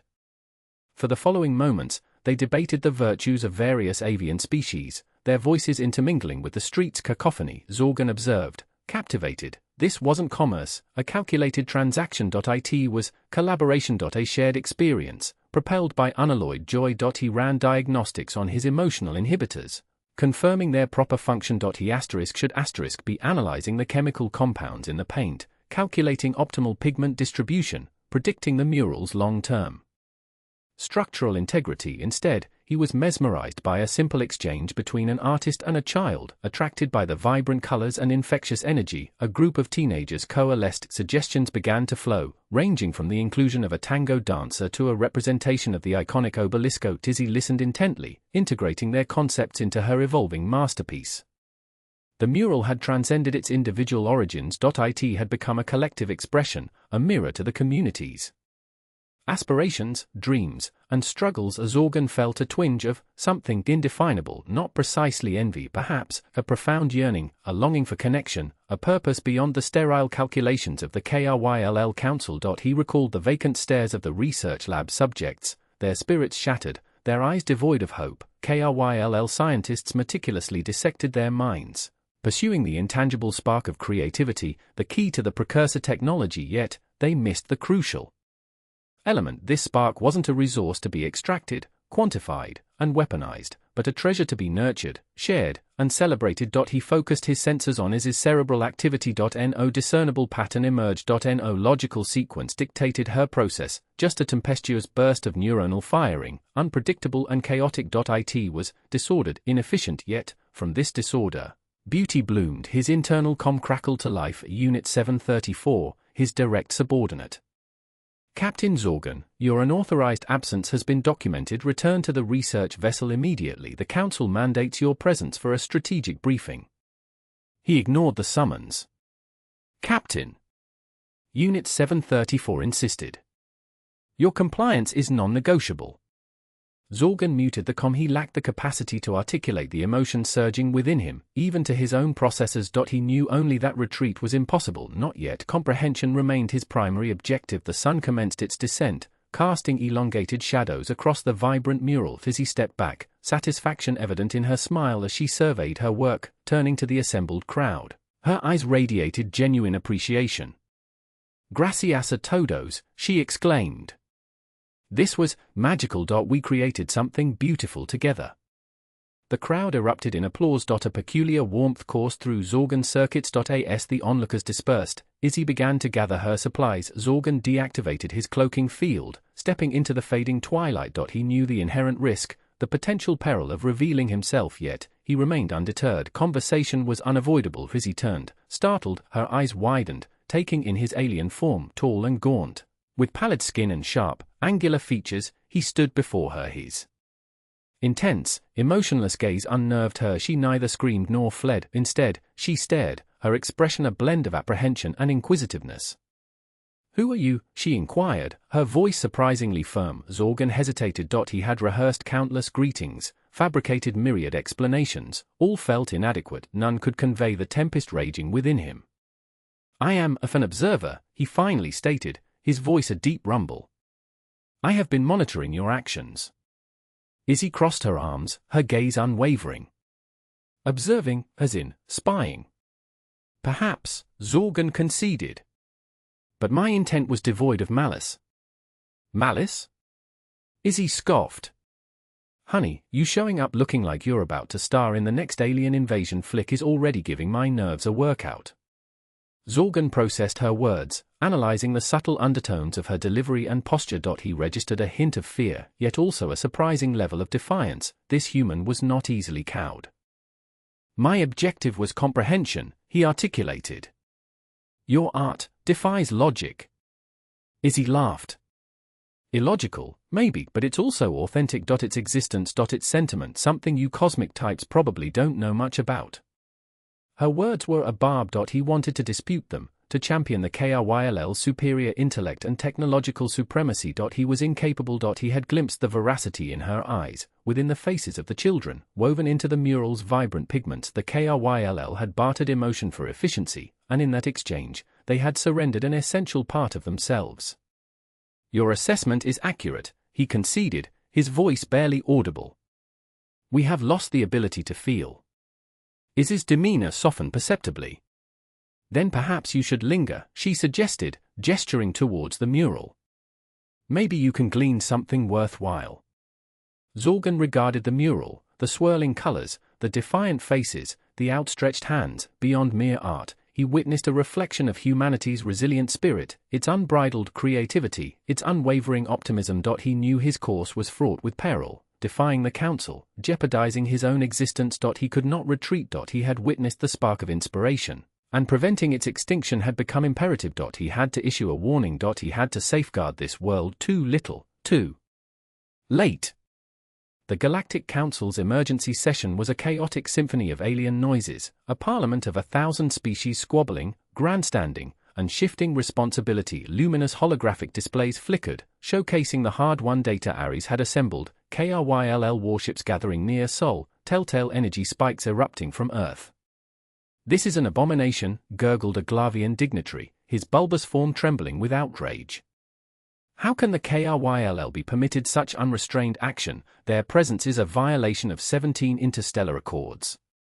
Xylar, a KRYLL delegate, remained a study in composure amidst the uproar. His chitinous visage was inscrutable, his obsidian eyes revealing nothing. "We are engaged in reconnaissance," he intoned, his voice amplified to fill the chamber. "A preliminary evaluation of a newly encountered life form." "Reconnaissance," boomed a Leonine Cathar envoy, his manet rising.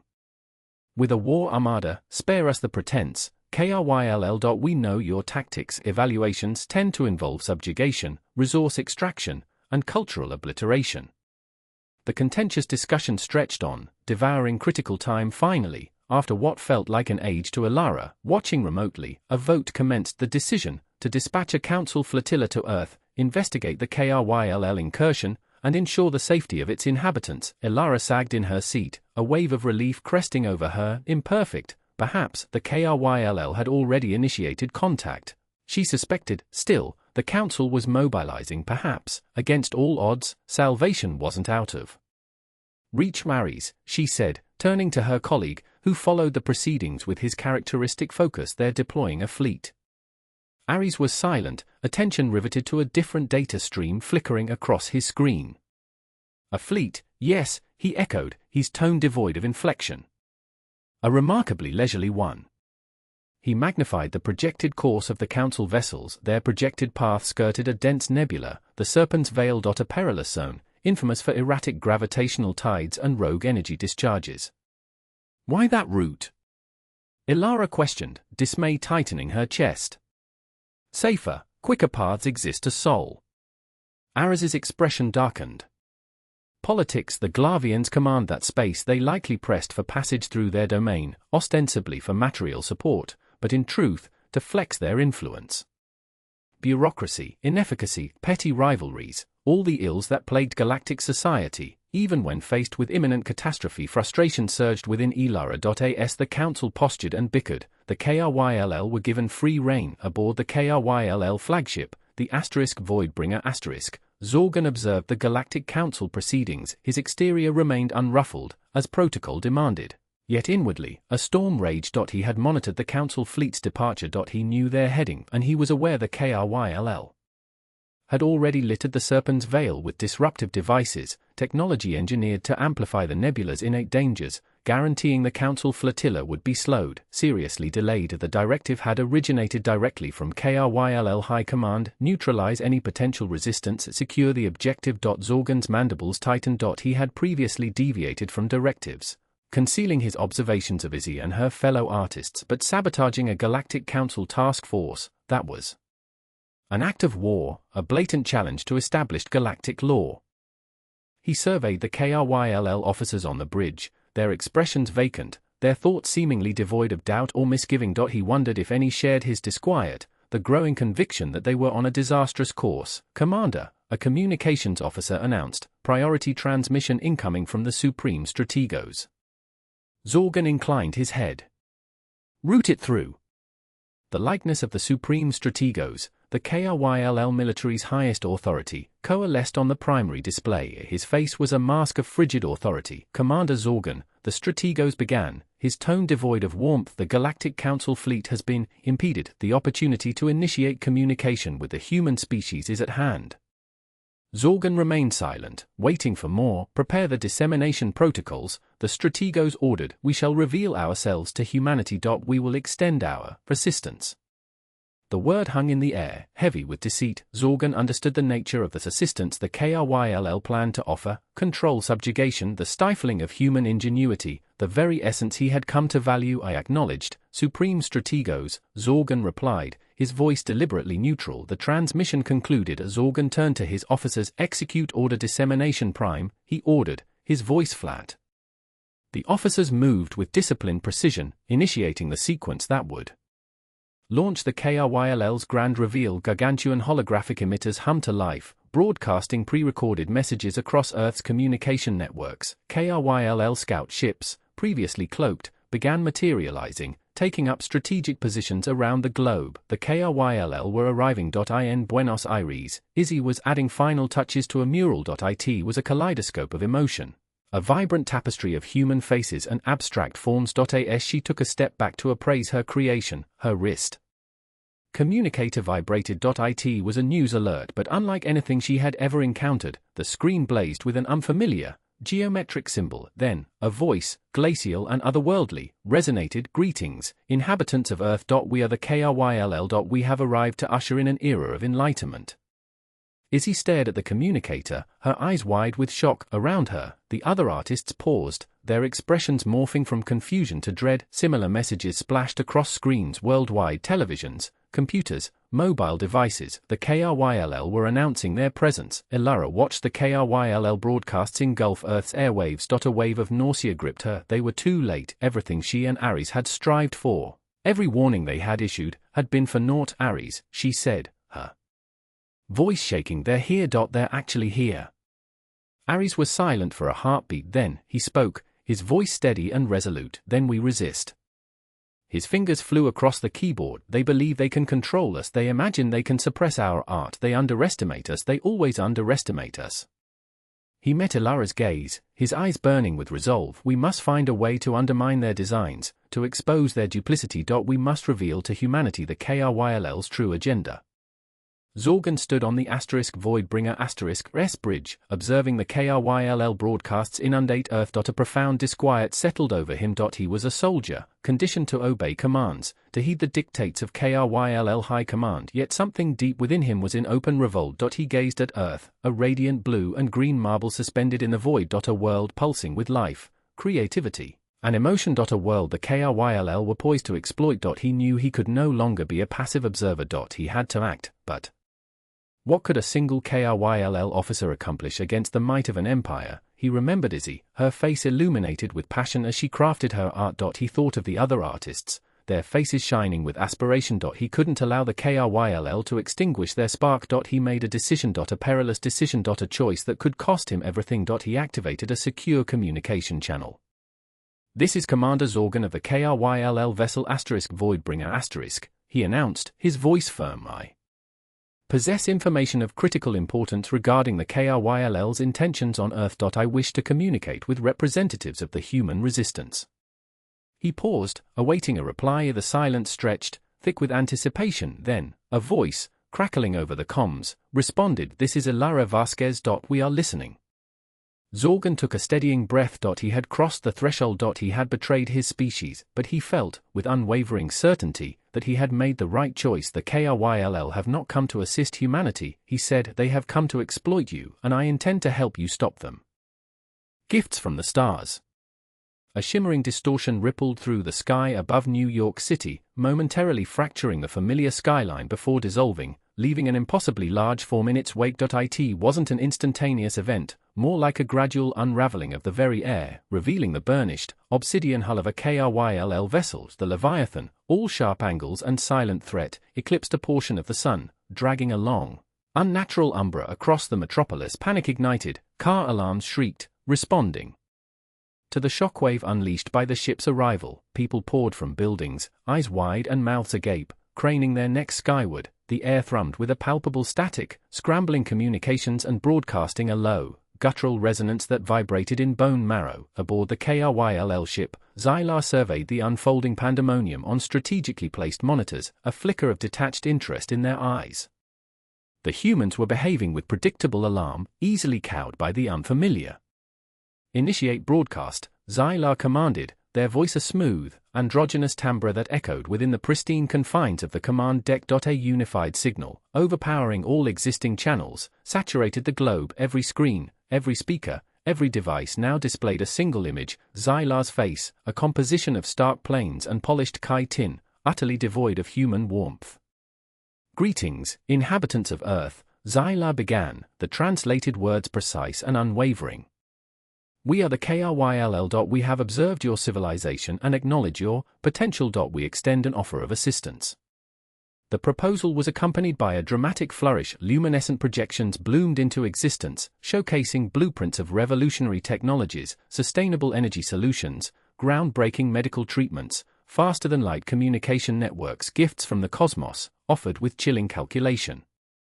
In return, Xylar continued, "We seek only a reciprocal exchange of culture. A deeper understanding of your singular perspectives. We believe a symbiotic alliance would prove mutually advantageous." The broadcast concluded abruptly, plunging the world into stunned silence. Then, bedlam resumed, amplified exponentially. News networks descended into chaotic speculation. Social media platforms were consumed by the frenzy. Government scrambled to convene emergency summits. At United Nations headquarters in New York, the atmosphere was thick with apprehension. Delegates from every corner of the globe huddled in urgent conclaves, their faces illuminated by the spectral glow of their tablets. The KRYLL vessel loomed outside, a mute sentinel underscoring humanity's vulnerability. "This situation is unprecedented," the Secretary-General declared, his voice taut with strain. "We require a unified response. A cohesive strategy." "Strategy," the American ambassador scoffed, pushing away from the table, his expression incredulous. "We need to ascertain their objectives. What is their true agenda?" The Chinese representative raised a hand, a contemplative expression on their face. Their technology, it presents solutions to so many critical issues: climate change, disease, poverty. And what price will we be asked to pay? The British ambassador countered, her voice laced with skepticism. Nothing comes without a cost, especially not from entities about whom we know nothing. The debate raged, a tempest of clashing opinions and mounting anxiety. Some regarded the KRYLL as saviors, offering a shortcut to an era of unprecedented progress. Others viewed them with profound mistrust, wary of their hidden motives and the potential for subjugation. Prudence is paramount, the German Chancellor cautioned, her face etched with concern. We must rigorously examine their claims, verify their intentions. We cannot blindly accept these gifts. The Russian ambassador leaned forward, a glint in his eyes. Perhaps direct engagement is warranted. Establish a line of communication, uncover their demands. The Indian representative nodded in agreement. We must adopt a proactive stance, demonstrate that we are not a primitive species, showcase our own strengths. The discussions continued late into the night, fueled by caffeine and apprehension. The world's leaders stood divided, caught between the allure of a brighter future and the ominous shadow of the unknown. Meanwhile, in a concealed location, Ilara monitored the unfolding drama, a knot of worry tightening in her stomach. She understood the KRYLL better than most. She knew their gifts masked a hidden agenda, a carefully orchestrated manipulation designed to leach humanity of its most vital essence. Its ingenuity, its very spirit. They're manipulating us, she muttered, pacing the confines of the room. They're dangling a carrot, but they intend to take everything we have. Ares, standing beside her, nodded grimly. Zorgan warned us. They'll use their technology to lull us into complacency, then they'll exploit us, Ilara finished, her voice hardening with resolve. We can't allow that to happen. She met Ares's gaze, her eyes burning with unwavering conviction. We have to expose them. We have to reveal their true nature to the world. How? Ares asked, his brow furrowed in doubt. They control the flow of information. They have the ability to distort reality, to silence any opposition. We have Zorgan, Ilara reminded him. He's our mole. He can provide us with the evidence we need to shatter their illusion. And what about the precursor technology? Ares pressed. The KRYLL are motivated by more than just cultural exchange. They crave that power source, the object that awakened them in the first place. Ilara sighed, a wave of weariness washing over her. I know. That's why time is of the essence. We have to safeguard Earth, not only from the KRYLL but from ourselves. Back on the KRYLL vessel, Xylar observed the human response with cold objectivity. The chaos, the dissension, the fear, it all played into their designs. They are so predictable, Xylar remarked to the KRYLL officer standing nearby, a note of disdain in their voice. Their emotions impair their judgment, making them susceptible to manipulation. However, there is resistance, the officer countered, pointing to a screen highlighting Ilara's image. A faction of humans who have perceived our true intentions. Xylar's gaze narrowed imperceptibly. A negligible impediment. We will eliminate them at our convenience. And what of Commander Zorgan? The officer inquired. He has betrayed our trust, sharing classified intelligence with the humans. Xylar paused, a fleeting flicker of displeasure crossing their otherwise impassive features. Zorgan is an anomaly. A flaw in the system. He will be dealt with accordingly. Xylar turned back to the monitors, studying the unfolding drama with a chilling, analytical gaze. The game had commenced. The KRYLL had made their gambit and humanity was about to discover the agonizing cost of advancement. The debate at the United Nations continued unabated. The French ambassador, typically a model of restraint, slammed his fist against the polished surface of the table. This is sheer lunacy. We are inviting a predator into our sanctuary. Can you not discern the obvious peril? The Saudi Arabian representative, normally a steadfast ally of the United States, spoke with unusual fervor. We cannot place our faith in these entities. Their technological offerings are enticing, but their underlying motives are deeply suspect. The Canadian Prime Minister, renowned for her level-headed approach, addressed the Assembly with a measured tone.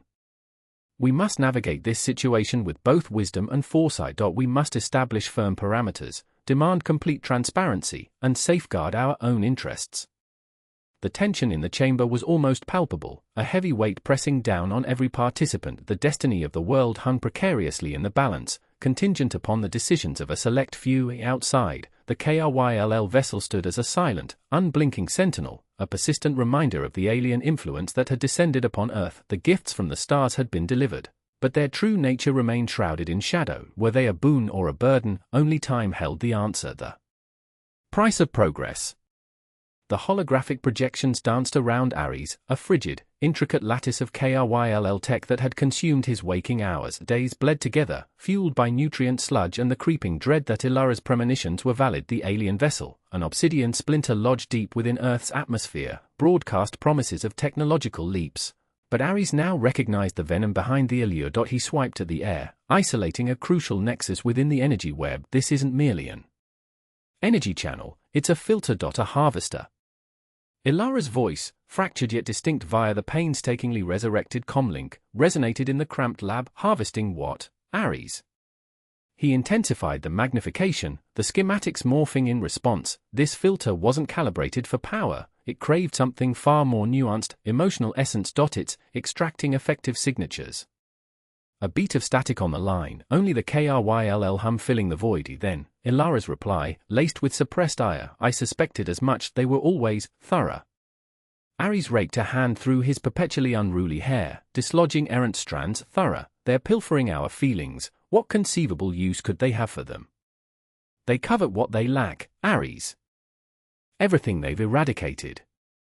He summoned a comparative study, juxtaposing the KRYLL web against human encephalograms during periods of heightened emotion, elation, despair, rage, affection. The correlation was undeniable. The KRYLL were not simply studying human culture, they were vivisecting it, reducing it to quantifiable fragments. But the purpose?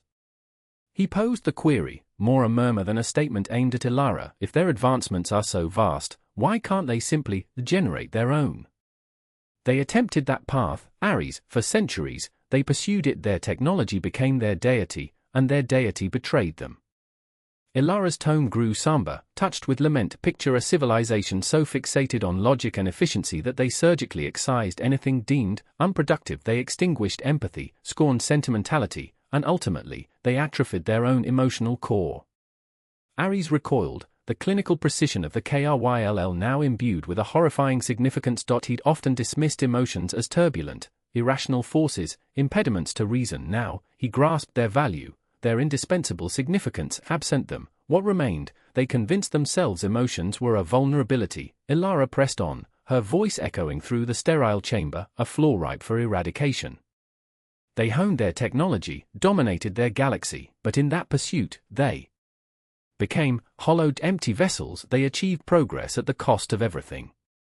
He navigated through historical records Ilara had unearthed, archaic KRYLL scrolls translated with Zorgan's assistance. The KRYLL of old were artisans, bards, ardent lovers, and formidable warriors. They mourned losses, celebrated triumphs, and birthed masterpieces of art and sonority. But as their technology flourished, they began to perceive these emotions as shackles to advancement. Methodically, they shed them, supplanting them with frigid, calculating reason. They dub its emotional transcendence, Ilara stated, the phrase dripping with scorn. Yet, it's merely emotional butchery. The schematics blurred before Ares's gaze. He now perceived the KRYLL tech not as an engineering marvel, but as a desperate entreaty, a pitiable effort to reclaim a birthright squandered through hubris. A fleeting sense of pity flickered within him, quickly snuffed out by a tidal wave of fury. So, they resolved to steal ours. The words were ejected, a bitter tang on his palate. They presume they can simply siphon our joy, our sorrow, our affection, and utilize it to, what? Power their cruisers, fuel their spreadsheets. Far worse, Ares, infinitely worse. Ilara paused, and Ares could almost feel the intensity of her gaze through the comlink. They believe emotions are the cipher to unlocking precursor technology. The precursors. A near-mythical civilization that had sculpted the galaxy eons ago, leaving cryptic artifacts of immeasurable potency. The KRYLL had been consumed by them for eons, certain that their technology held the keys to ultimate mastery. They postulate that by deciphering and replicating human effect, they can unlock the precursor's secrets. Ares voiced, the comprehension taking root. That's madness. Is it truly? Ilara countered, the precursors possessed a truth the KRYLL can never fathom. They understood the strength of connection, the potency of empathy, the significance of feeling. They believed that technology should serve existence, not the reverse. Ares reflected on the KRYLL ambassador's meticulously chosen words, the blandishments of technical progression, the veiled menaces. It was all deception. A meticulously crafted ruse to acquire humanity's most precious resource, its heart. He re-examined the schematics, now witnessing them with dreadful clarity. The siphoning system wasn't just extracting emotions, it was dissecting them, scrutinizing them, charting them. It was forging a blueprint for emotional synthesis. They are not merely stealing from us, Ilara, he whispered, his voice barely audible. They're learning the craft of fabrication. They seek to create synthetic emotions. And afterward, Ares, what fate do you envision for these synthetic emotions? He recoiled from the answer, already implicit in his mind. They'll weaponize them, he declared, the words weighing heavily. They'll conjure armaments of elation, weapons of heartbreak, tools of terror. They'll manipulate entire populations, turning them into automatons dancing to their orchestration. Precisely, Ilara affirmed, and once they've mastered the procedure, they'll discard us as refuse. The concept sent an icy tremor down Ares's spine. Humanity wasn't being extended a hand in alliance, it was being fattened for slaughter. They weren't comrades, they were chattel.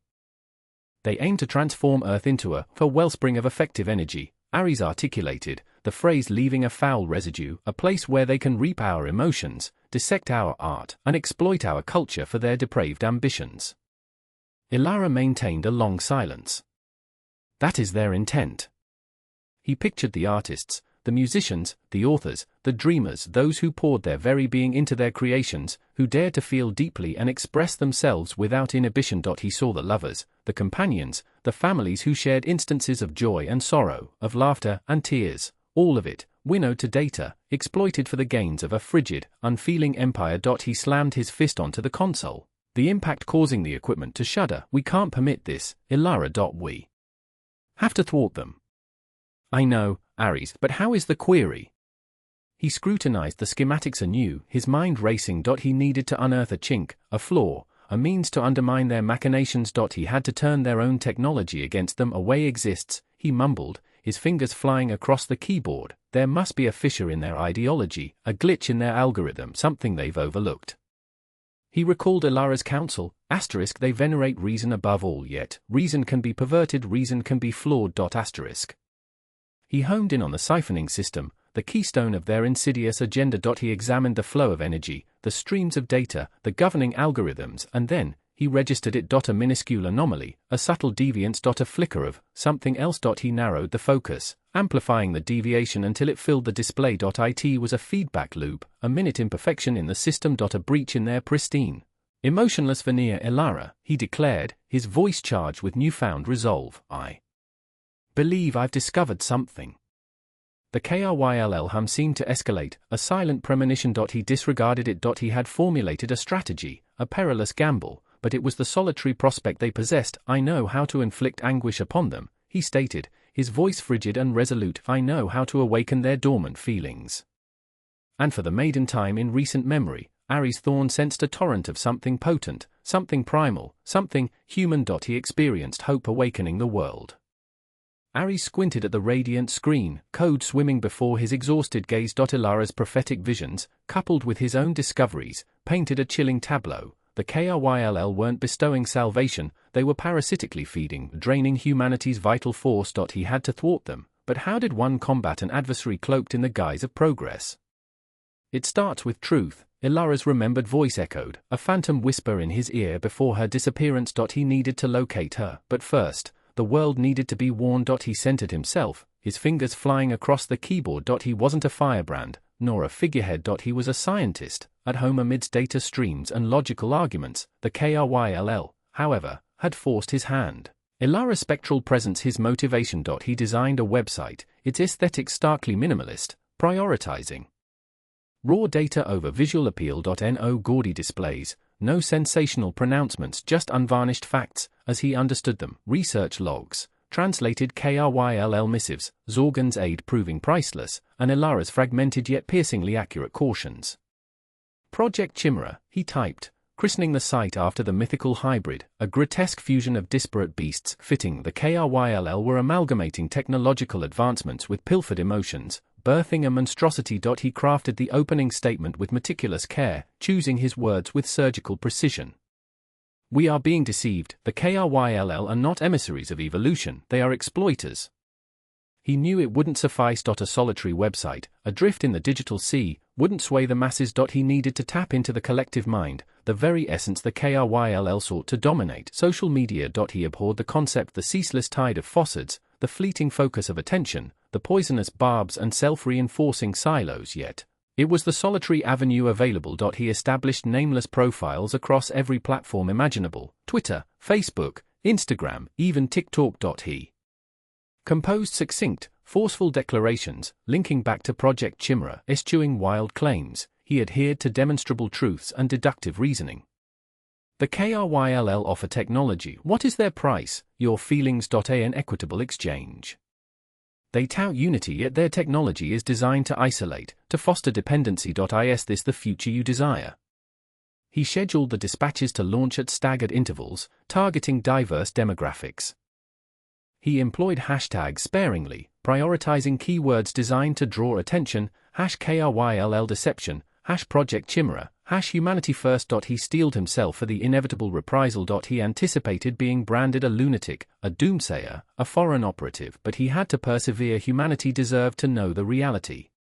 The initial hours crawled with agonizing slowness. A smattering of approvals, a few reposts, mostly silence. Doubt gnawed at him. Was he mistaken? Was he overreacting to the situation? Then a pivotal change occurred. A post ignited. A brief snippet, culled from intercepted KRYLL surveillance footage, depicted a human undergoing a harmonization process. The subject's face, initially etched with unease, slowly dissolved into an empty, vacant expression. The inscription read, "Is this harmony? Is this progress we see before us?" The footage spread like a contagion. People registered shock and revulsion. They shared it, dissected it, debated it fiercely. Project Chimera's virtual doors were effectively kicked in. Ari stared in disbelief as the message began to take hold. Individuals were challenging the KRYLL's intentions, demanding clarification. They were recounting their own experiences, their misgivings. A communal awakening had begun. He noticed comments such as, "I always felt something sinister about those KRYLL devices, they left me ear hollow.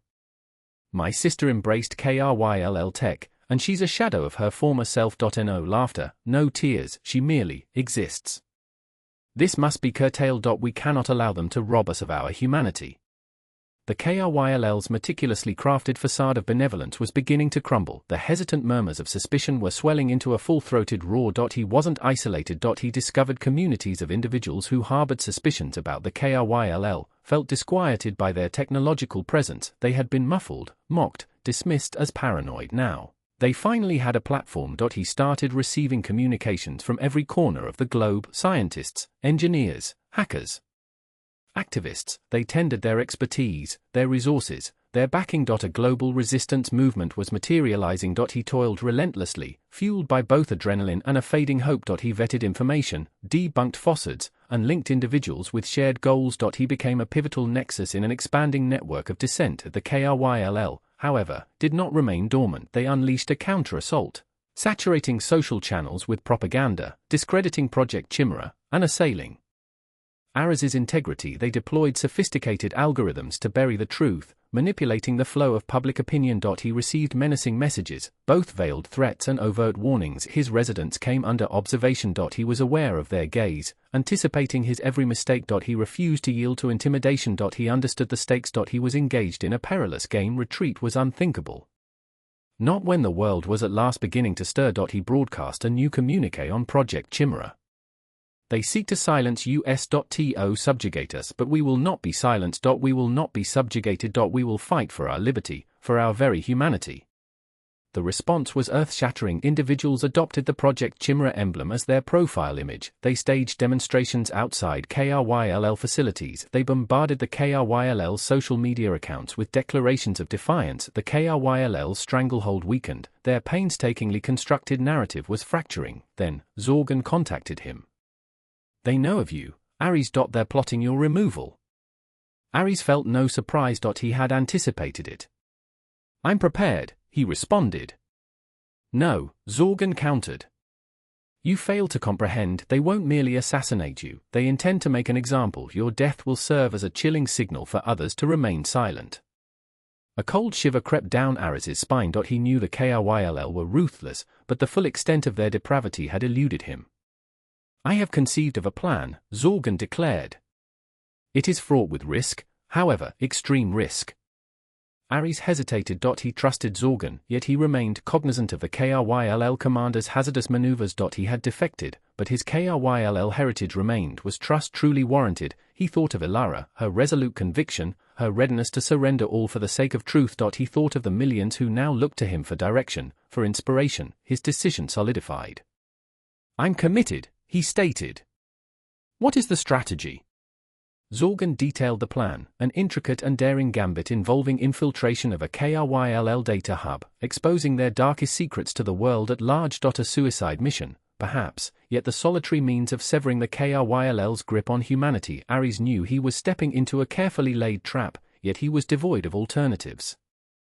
He had stirred the world from its slumber, and he must now guide it. As he prepared for the venture, another message arrived, distinct from the others, encrypted, yet with a recognizable signature. It was Ilara. I endure, the message read. I am aware of your actions. Exercise caution, Ares, their power eclipses your understanding. A surge of liberation washed over him. She lived, yet her warning filled him with apprehension. He knew the KRYLL commanded power, but what did she mean by their power eclipses your understanding? Time was a luxury he couldn't afford. The mission was imminent. He inhaled deeply and ventured into the murky depths, bracing himself for the horrors that awaited. The destiny of humanity now rested precariously upon his shoulders. Seeds of doubt.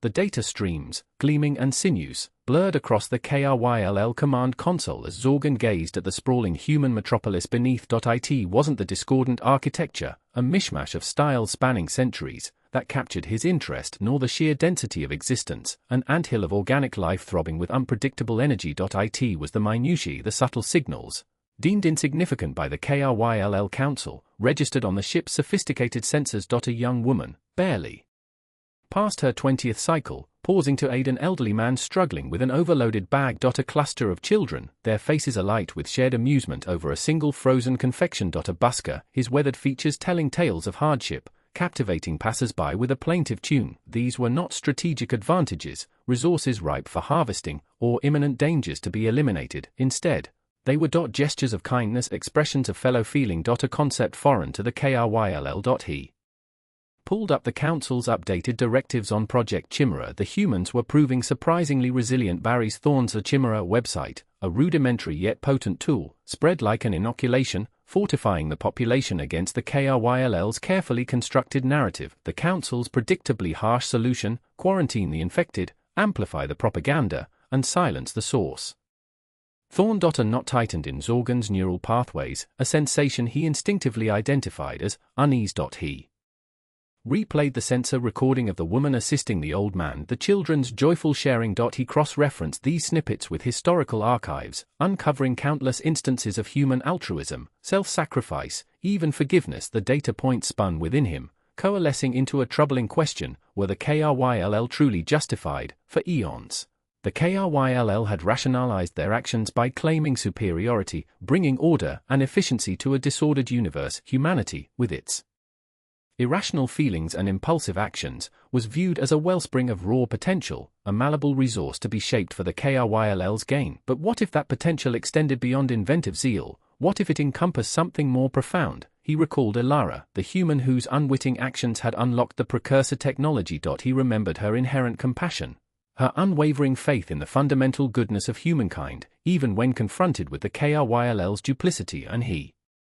thought of Ares Thorn, the skeptical scientist who, despite his own insecurities, was risking everything to expose the KRYLL's elaborate deception. Zorgan activated the internal comm system. Status report, he commanded, his voice betraying none of the turmoil within. Project Chimera countermeasures are at 78% deployment, Captain, a droning voice replied. Traffic to Thorn's website has diminished by 42% in the past 24 cycles. We predict complete containment within 72 cycles. And Thorn? Under constant observation. We await authorization to initiate termination protocol.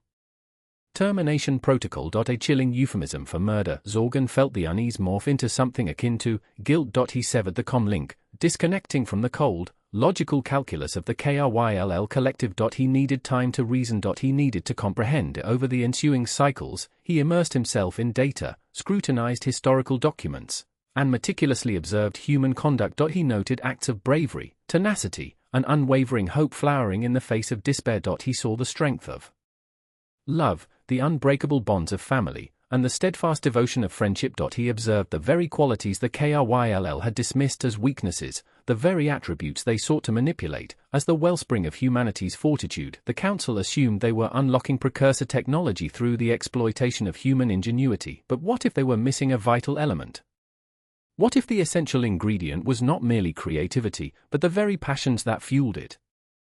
Zorgan understood he treaded on precarious ground. Questioning the Council constituted heresy. Defying their directives amounted to treason. He could no longer passively observe as the KRYLL systematically extinguished a species he now grudgingly admired. He had to intercede. He had to forewarn them. He accessed the ship's secure communication channel, a heavily guarded frequency reserved for the most sensitive transmissions. For hours, he calibrated frequencies, circumventing the KRYLL's monitoring systems, and establishing a clandestine link to the global network. He had to locate Thorn. He hesitated, his neural pathways firing with chaotic energy. This was a point of no return. Once contact was initiated, there would be no turning back. He would be branded a defector, hunted by his own kind, and condemned to oblivion. But the image of the woman assisting the elderly man replayed in his mind, followed by the joyful faces of the children and the sorrowful musician. He could not allow them to be sacrificed. He initiated the transmission.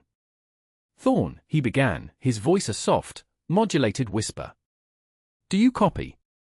Silence. He conducted a diagnostic sweep, verifying the integrity of the connection. Still nothing. As he prepared to abort, a garbled voice crackled across the comm system. Who is this? The voice was guarded, tinged with suspicion. This is Zorgan, he replied. KRYLL Commander. I possess information that could preserve your life. Another pause. Zorgan could almost sense the skepticism emanating from the comm system. Why should I put any faith in you? Thorn finally demanded. You shouldn't, Zorgan admitted. But you have no other recourse. The KRYLL intend to eliminate you. I can assist you in evading that fate, but that requires trust. In what manner are you offering assistance? Zorgan drew a deep breath. I can grant you access to KRYLL intelligence. I can furnish you with details regarding their intentions, their strategies, their vulnerabilities. I can aid you in exposing their deception and protecting your species. And what compensation do you seek in exchange? Thorn inquired, his voice still wary. Zorgan considered his response carefully. He could request sanctuary, protection, but that wasn't his aim. He desired only to champion what was right. I want humanity to endure, he stated simply. I desire you to prove the KRYLL mistaken. I desire you to demonstrate that emotions are not a fragility, but a source of strength. That's the extent of it. That's the extent of it. Another protracted silence. Zorgan waited, his neural net humming with anticipation. He knew this was a gamble, a desperate maneuver to alter the course of events, but he had to attempt it. All right, Zorgan, Thorn finally conceded. I'm prepared to listen. Zorgan felt a wave of relief wash over him, mingled with apprehension. He had taken the initial plunge, crossing the point of no return. He activated the secure communication protocol. First, he began, you need to understand Project Nightingale. He outlined the KRYLL's long-range scheme, the exploitation of human creativity, and the ultimate objective of unlocking precursor technology. He provided Thorn with the access codes to the KRYLL database, the locations of their surveillance units, and the chinks in their armor. Thorn listened in stunned silence, occasionally interrupting with questions. As Zorgan spoke, he could perceive the scientist's skepticism slowly dissolving, replaced by a somber understanding of the gravity of the peril. This is unbelievable, Thorn stated when Zorgan finally concluded. But what compels you to do this? You're jeopardizing everything. Zorgan hesitated. How could he articulate the subtle transformation in his perspective, the burgeoning sense of disquiet he felt towards the KRYLL's objectives? How could he convey the impact of witnessing human compassion, the simple acts of kindness that had challenged his entire framework of understanding? I've witnessed things, he stated at last. I've seen the potential within humanity, and I believe the KRYLL are committing a grave error. I believe they underestimate you. And you believe I can impede them? I hope so, Zorgan replied. For your sake, and for mine. He imparted instructions for maintaining the secure communication line, stressing the importance of discretion. Your communications will be monitored, he cautioned. You must exercise extreme caution. Understood, Thorn confirmed. Thank you, Zorgan. You've offered us a fighting chance. Do not offer thanks prematurely, Zorgan cautioned. The true struggle is just commencing. He terminated the transmission, severing the connection to Thorn and plunging himself back into the austere, clinical domain of the KRYLL command ship. He was now a traitor, a rebel, an outlaw. But he was also, for the first time in his existence, acting in accordance with his own convictions. He surveyed the human city below, its vibrant streets and glittering lights. He knew the KRYLL would not surrender without a protracted struggle. They would contend fiercely to safeguard their agenda, to uphold their dominance, but he also recognized that humanity, with its flexibility, its inventiveness, and its unwavering spirit, possessed a chance. A slim chance, perhaps, but a chance. Nonetheless, and that was all he required. He turned from the viewport, his face etched with grim purpose. He had much to accomplish. He needed to conceal his tracks, to maintain the facade of loyalty, and to persist in feeding Thorn intelligence. He was walking a tightrope. A single misstep could send him spiraling into oblivion, but he was prepared. He was willing to risk everything to safeguard the seeds of doubt he had sown, the seeds of aspiration he had helped plant within the heart of humanity. The disinformation war. Zyla's gaze remained fixed on the KRYLL console's spiraling digits, each sequence a fraying thread in the tapestry of human defiance. Ares Thorn's website, once a dim ember against the KRYLL's looming shadow, had erupted into a conflagration. The KRYLL Council, previously nonchalant, now barked for tangible progress. Subjugation stalled, resistance bloomed, the precursor tech beckoned. Yet humanity's intractable spirit proved an unforeseen obstacle. Amplify the dissemination tenfold, Zyla barked, his voice echoing in the clinical chamber. Saturate every social platform. Vilify Thorn and Ilara. Brand them, fanatics, deranged visionaries, forgers of reality. A deep thrum pervaded the ship as the KRYLL's propaganda engine roared to life. Our algorithms, perfected over epochs of manipulating less advanced races, were unleashed at the initial assault, drown human networks in static, burying truth beneath a landslide of synthetic narratives. Within hours, the seeds of suspicion took root. Digital forgeries materialized, depicting Thorn raving about extraterrestrial plots, his words spliced and twisted into the ramblings of a lunatic. Ilara's academic standing came under fire, her research dismissed as pseudoscience by anonymous figures wielding questionable credentials. Doctored images surfaced, placing them at gatherings espousing radical ideologies. The KRYLL exploited humanity's hunger for instant gratification and simplistic narratives. Brief, sensationalized videos brimming with half-truths and outright falsehoods flooded the internet. Bots inflated the messages, conjuring the mirage of widespread backing for the anti-Thorn and anti-Ilara backlash. At the objective, not universal conviction, but enough discord and bewilderment to silence dissent. Zyla surveyed the initial outcomes with cool detachment. The comment sections of Thorn's website, previously brimming with optimistic dialogue and collaborative spirit, transformed into digital battlefields of venom and mistrust. Bonds fractured. The human proclivity for self-sabotage, it appeared, surpassed any weapon the KRYLL could fashion. Yet, an unforeseen development arose amidst the swelling tide of negativity. Pockets of opposition coalesced. Individuals, recalling the initial force of Thorn's revelations and Ilara's empirical data, steadfastly refused to capitulate. They perceived the clumsy fabrications, the glaring contradictions, the sheer volume of orchestrated attacks. A rallying cry began to trend. #Stand with Thorn. Initially a whisper in the digital wilderness, it swelled exponentially as more voices joined the chorus. People rigorously examined the bogus stories, dismantled the deep fakes, and exposed the bot armies. They shared their own accounts, tales of hope and fortitude ignited by Thorn's message. Ilara, undeterred by the torrent of online animosity, refused to be muzzled. She took to the airwaves, granting interviews to independent journalists and podcasts, calmly and systematically dismantling the KRYLL's campaign of deception. She presented incontrovertible evidence, scientific data that defied easy dismissal. Her voice, though weary, remained resolute, her spirit unbowed. Thorn, initially staggered by the intensity of the assault, discovered renewed resolve in the swell of support. He redoubled his efforts, transforming his website into a bastion for exposing the KRYLL's tactics and educating the populace about the hazards of disinformation. He created online tools to empower users to identify fraudulent news and flag dubious activity. Humanity, it seemed, was learning to parry. They were adapting, evolving, cultivating a digital immune response to counter the KRYLL's insidious influence. On the KRYLL vessel, Zorgan observed the evolving situation with conflicted feelings. He registered the efficiency of the KRYLL's manipulation, the ease with which they could warp human perceptions, but he also witnessed the resilience of the human soul, its capacity for critical thought and communal action. He had risked everything to aid Thorn, to grant humanity a fighting chance. He saw that chance taking form, however fragile. Xylar, impatient with the lack of conclusive results, escalated the campaign of deceit. He mandated the deployment of more refined tactics, targeting particular individuals with customized attacks. He sanctioned the use of emotional manipulation, exploiting human anxieties and biases to sow further division. The KRYLL amplified existing societal fault lines, exacerbating political rifts and fueling racial resentments. They fabricated fake online communities and forums, designed to radicalize individuals and instigate acts of aggression.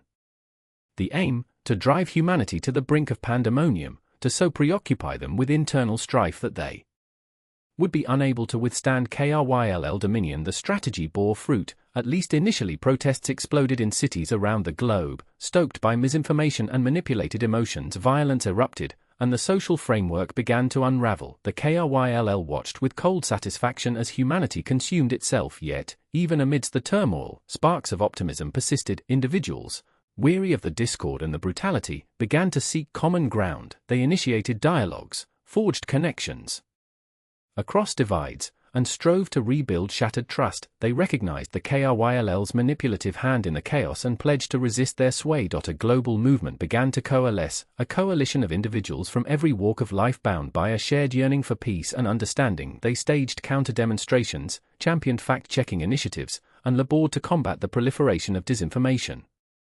They leveraged social media to disseminate stories of hope and reconciliation, countering the KRYLL's narrative of division and despair. The disinformation war had become a genuine clash for the very essence of humanity. The KRYLL had unleashed their most potent weapon, but humanity, armored with critical reasoning, empathy, and an unyielding determination to endure, was pushing back. The outcome remained far from assured, but one truth was self-evident. The KRYLL had underestimated the tenacity of the human spirit. Xylar, registering the unexpected pushback, felt a pang of something akin to disquiet. Amplify the negativity, he commanded, his voice like chipped ice. Target the ringleaders of the resistance, demolish their credibility and make examples of them.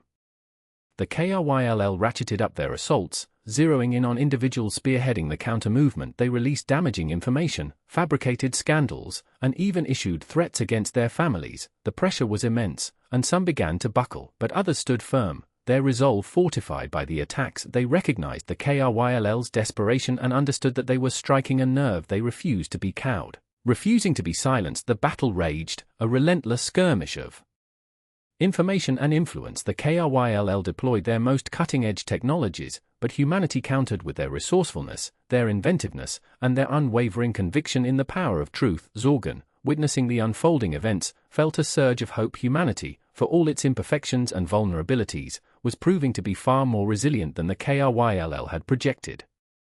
His betrayal had afforded them a fighting chance, and they were seizing it with both hands. He knew that the conflict was far from settled, that the KRYLL would not yield without a fight, but he also knew that humanity had a chance to prove the KRYLL wrong, to demonstrate that existence encompassed more than cold calculation and ruthless ambition. The disinformation war had become a trial by fire, testing the boundaries of human endurance and ingenuity. The outcome would dictate not only the destiny of Earth, but also the trajectory of the galaxy. The precursor technology was the key, but humanity had to navigate the information war to reach it. Battle for Earth.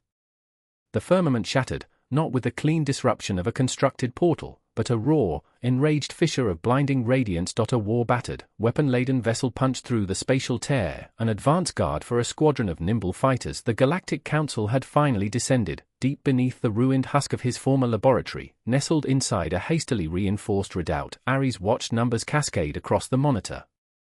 His instruments shrieked warnings, energy spikes, warped. Gravity, the unmistakable signs of a celestial clash unfolding above.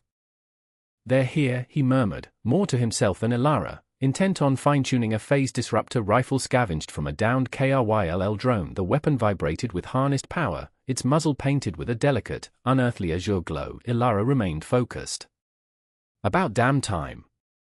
Her tone was clipped, hinting at strain she generally kept buried. Recent days had dissolved into a feverish rush of activity, driven by adrenaline and the nagging sense of dwindling opportunity. The KRYLL's campaign of deceit had proven devastatingly effective, setting communities against each other, fostering suspicion like a poisonous bloom. Even now, the epithet Thorn and Vance, betrayers of humanity, echoed on the comm channels, a constant reminder of their uphill struggle. The bunker shuddered as something colossal exploded in the high atmosphere. Grime cascaded from fissures in the ceiling, settling on the equipment in a thin, irritating layer. Ares coughed, wiping grit from his eyes. "Damage report." Maya, once an intern and now a crucial member of their makeshift resistance, hammered at a console. Though pale, her fingers danced with practiced skill. "Orbital defenses are slagged. Council fleet is engaging the KRYLL vanguard, but sustaining heavy losses. Civilian networks are crashing under the pressure." Crashing? Ares's brow furrowed. "We hardened the comm infrastructure against electronic assault." "We did," Maya responded darkly. "But the KRYLL are sidestepping the firewalls. They're broadcasting directly into people's minds." A cold ripple traced Ares's spine. "A novel tactic and utterly terrifying." "What are they saying?" "The usual poison, accusing the Council of aggression, claiming they're here to subjugate us, promising salvation if we align with the KRYLL." Ilara finally glanced up, her gaze blazing with fury. "Lies, fabrications, they exploit our fears, our ignorance." Another tremor racked the bunker, harder this time. A slab of cement plummeted from the ceiling, narrowly missing Ares. "Enough dilly-dallying," Ilara said, seizing the phase disruptor. "The KRYLL facility still our best card. We neutralize the planetary shield generator, give the Council fleet an opening." Ares hesitated. She was correct, undeniably, but the prospect of abandoning the relative security of the bunker, of venturing into the bedlam and carnage, filled him with familiar misgivings. He wasn't a warrior. He was a scientist, a scholar, a man who cherished the tranquil seclusion of a lab over the cacophony and brutality of war. But he met Ilara's gaze, saw the steely resolve etched onto her features, and knew retreat was impossible. He had traveled too far, witnessed too much. The fate of Earth, perhaps the galaxy, hinged on their actions. He gave a curt nod, bracing himself. "Let's move." They emerged into a reality transformed. The heavens were a turbulent tapestry of flame and smoke, pierced by the harsh stabs of energy discharges. Detritus tumbled from above, turning the once familiar landscape into a lacerated, unrecognizable wasteland. The atmosphere sizzled with static, and the biting tang of charred metal permeated the air. The soundscape was even more horrifying, the boom of detonations, the shriek of falling wreckage, the desperate cries of survivors. It was a discordant symphony of annihilation, a chilling preview of mankind's potential demise. They advanced swiftly, clinging to shadows, exploiting the rubble for cover. Ares clutched a modified sensor array, relentlessly scanning for KRYLL sentries. Ilara, with the phase disruptor strapped across her back, led the way, her senses honed by years spent evading capture. They skirted the remains of a collapsed structure, its mangled framework still radiating heat. Ares spotted a hand jutting from the debris, its fingers twitching faintly. He halted, empathy seizing him. "We can't," Ilara said, her voice like honed steel. "There isn't time, every tick counts." Ares knew she spoke the truth, yet he couldn't simply abandon them. He knelt, attempting to clear the detritus. "Ares, damn it!" Ilara snapped, hauling him upright. "What in blazes are you doing? We have a mission." "I can't just leave them to perish," he said, his voice thick with emotion. "And what of the millions who will perish if we fail?" Ilara countered. "Broaden your perspective, Ares. We must prioritize." He knew she was right, but the cold calculus of war felt barbaric. He forced himself to his feet, his conscience howling in protest. They pressed on, leaving the trapped individual behind. As they neared the KRYLL complex, opposition stiffened. Raelian technology pulsed with forbidding potency, a sharp contrast to the crumbling vestiges that surrounded it. Hunter drones orbited overhead, Their multifaceted eyes questing for infiltrators, energy fields shimmered and crackled, safeguarding the perimeter. "We need to disable those barriers," Ares stated, indicating the shimmering veils. "That phase disruptor should suffice, but we'll need proximity." Ilara nodded. "I have an approach." She retrieved a compact device from her belt, a cloaking field generator salvaged from a KRYLL scout ship, imperfect, but capable of generating temporary concealment. "This will buy us a few moments of invisibility," she said. "Enough to bypass the drones and nullify the barriers."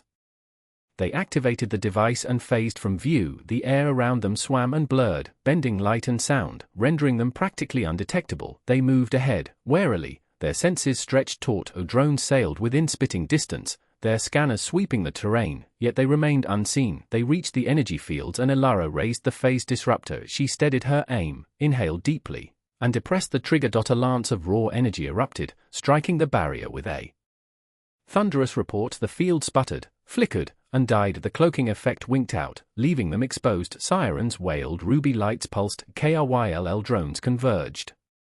"Now what?" Ares shouted, his words lost in the din. "Now we bolt," Ilara said, seizing his hand. They dashed towards the primary entrance of the facility, evading energy blasts and detonations. The KRYLL were relentless, their movements precise and economical. They were outgunned, outmatched, but resolute in their determination to fulfill their objective. They reached the entrance and Ilara rammed a detonator into the control panel.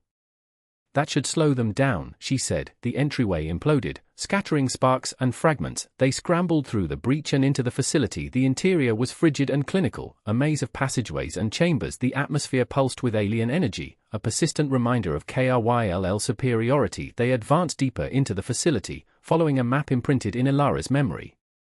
They encountered pockets of resistance, KRYLL soldiers guarding vital areas, but fought their way through.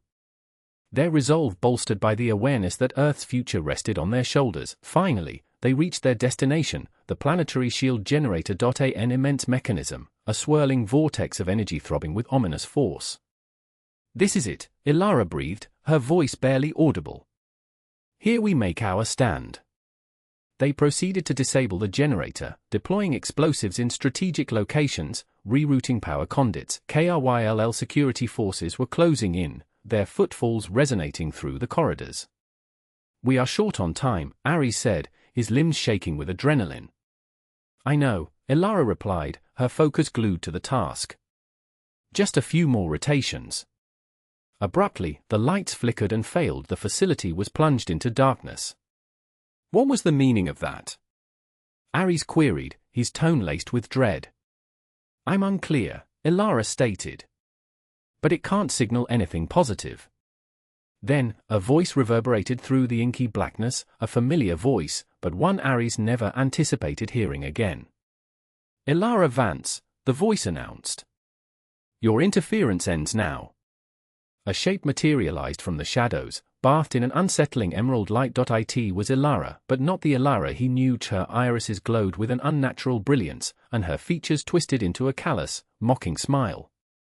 "Hello, Ares," the imposter said. "Enjoying the spectacle, I presume." Into the heart of darkness. The air tasted of fear, sharp and metallic, but the flavor was no longer Ares's. He drew a long, steadying breath, a cocktail of ozone and KRYLL arrogance, and tightened his grip on his pulse rifle. Beside him, Zorgan, stripped of rank but still a commanding presence, punched in the access code. The reinforced door, a slab of obsidian alloy that had shrugged off human explosives, groaned open with heavy reluctance. "After you, Doctor," Zorgan's voice resonated, a deep rumble felt more than heard. Ares ventured into the oppressive darkness. The corridor unfolded, a seemingly infinite expanse of polished chrome and pulsating energy conduits. It felt like entering the maw of some colossal, indifferent machine. This was Ground Zero, the epicenter of the KRYLL's insidious influence on Earth.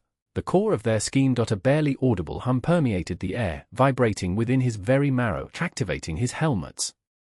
Thermal overlay. He saw the world rendered in stark relief, a spiderweb of heat signatures, ventilation shafts, power lines, and, most disturbingly, the spectral outlines of KRYLL sentinels patrolling beyond the walls.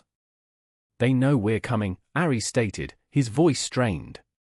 "Thermal, pressure, the whole package." Zorgan offered a grim nod. Their surveillance is extensive, speed and precision are paramount. He produced a palm-sized device. This will generate a localized cloaking field, masking our thermal signatures for approximately 30 minutes after that. After that, we improvise, Ares finished, a shadow of a smile playing on his lips. They moved with practiced efficiency, Zorgan leading, his massive frame surprisingly nimble. A holographic map flickered from his wrist-mounted datapad, guiding them through the maze of corridors with unsettling familiarity. The silence pressed in, broken only by the rhythmic sigh of ventilation and the muffled thud of their boots. Each step a calculated risk, each turn a potential ambush. A knot of apprehension tightened in Ares's gut, a feeling that simultaneously terrified and energized him. A rising whine sliced through the air, escalating rapidly. Red strobes pulsed, painting the corridor in a menacing crimson. Proximity sensors. Zorgan roared, leveling his disruptor rifle.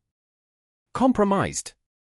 A wall panel hissed open, revealing a cohort of KRYLL sentinels. Their chitinous armor gleamed in the emergency lights, multifaceted eyes burning with cold calculation, energy weapons charged, spitting arcs of searing plasma that crackled through the confined space. Engage! Zorgan bellowed, unleashing a torrent of disruptor fire. The sentinels returned the volley, plasma bolts impacting the walls, erupting in showers of sparks and molten residue. Ares dove behind an overturned crate, his pulse rifle spitting death. He targeted the vulnerable chinks in their armor, aiming for the joints. Each shot was a desperate plea, a battle for survival against impossible odds. The air choked with the acrid reek of scorched metal and the death cries of the KRYLL. Zorgan was a whirlwind of destruction, his disruptor a blur of motion. He pirouetted and swayed, evading plasma with unnatural ease, each shot finding its mark with deadly accuracy. Ares, the scientist, fought with a primal savagery he'd never suspected he possessed. He slammed in magazine after magazine, his hands trembling with adrenaline-fueled fervor. Back to back, they danced a macabre jig in the enemy's heart. Sentinels crumpled, their bodies spasming on the deck, but for every one dispatched, two more materialized. The corridor transformed into a charnel ground, strewn with the debris of battle. We can't hold them, Ares yelled, reloading. Zorgan grunted, unleashing a final burst. A plan exists, but carries risk. He indicated a service hatch overhead. Ventilation, closer to the central node, but unguarded for reasons system unstable. 1 error. And we're barbecued, Ares supplied, a twisted grin on his face. Let's go. Zorgan kicked the hatch, exposing a cramped, suffocating duct. He boosted Ares up, then followed, hauling himself into the inky blackness. The ventilation shaft was a convoluted maze of sharp edges and twisting passages. Dust and grime filled the air, the temperature oscillating widely between searing heat and biting cold. They crawled, inching forward, bodies grinding against the metal. The relentless vibration rattled their teeth. Ares fought a rising tide of claustrophobia, a primordial dread of being entombed alive. Abruptly, the tunnel constricted, almost impassable. Ares squeezed through, armor scraping. He emerged into a slightly wider section, only to be met with a horrifying spectacle. An enormous fan, blades whirling at breakneck speed, dominated the space. One slip would result in instant obliteration. We have to disable it, Ares whispered. Zorgan nodded, indicating a small control panel mounted on the wall. Power regulator, heavily shielded, must disable shield to access controls. Ares studied the panel. A complex energy field protected it, a shimmering barrier that would vaporize anything that touched it. He retrieved a device from his pack, a modified disruptor jury-rig to emit a focused EMP. This should do it, he said, aiming. It'll be loud, brace yourselves.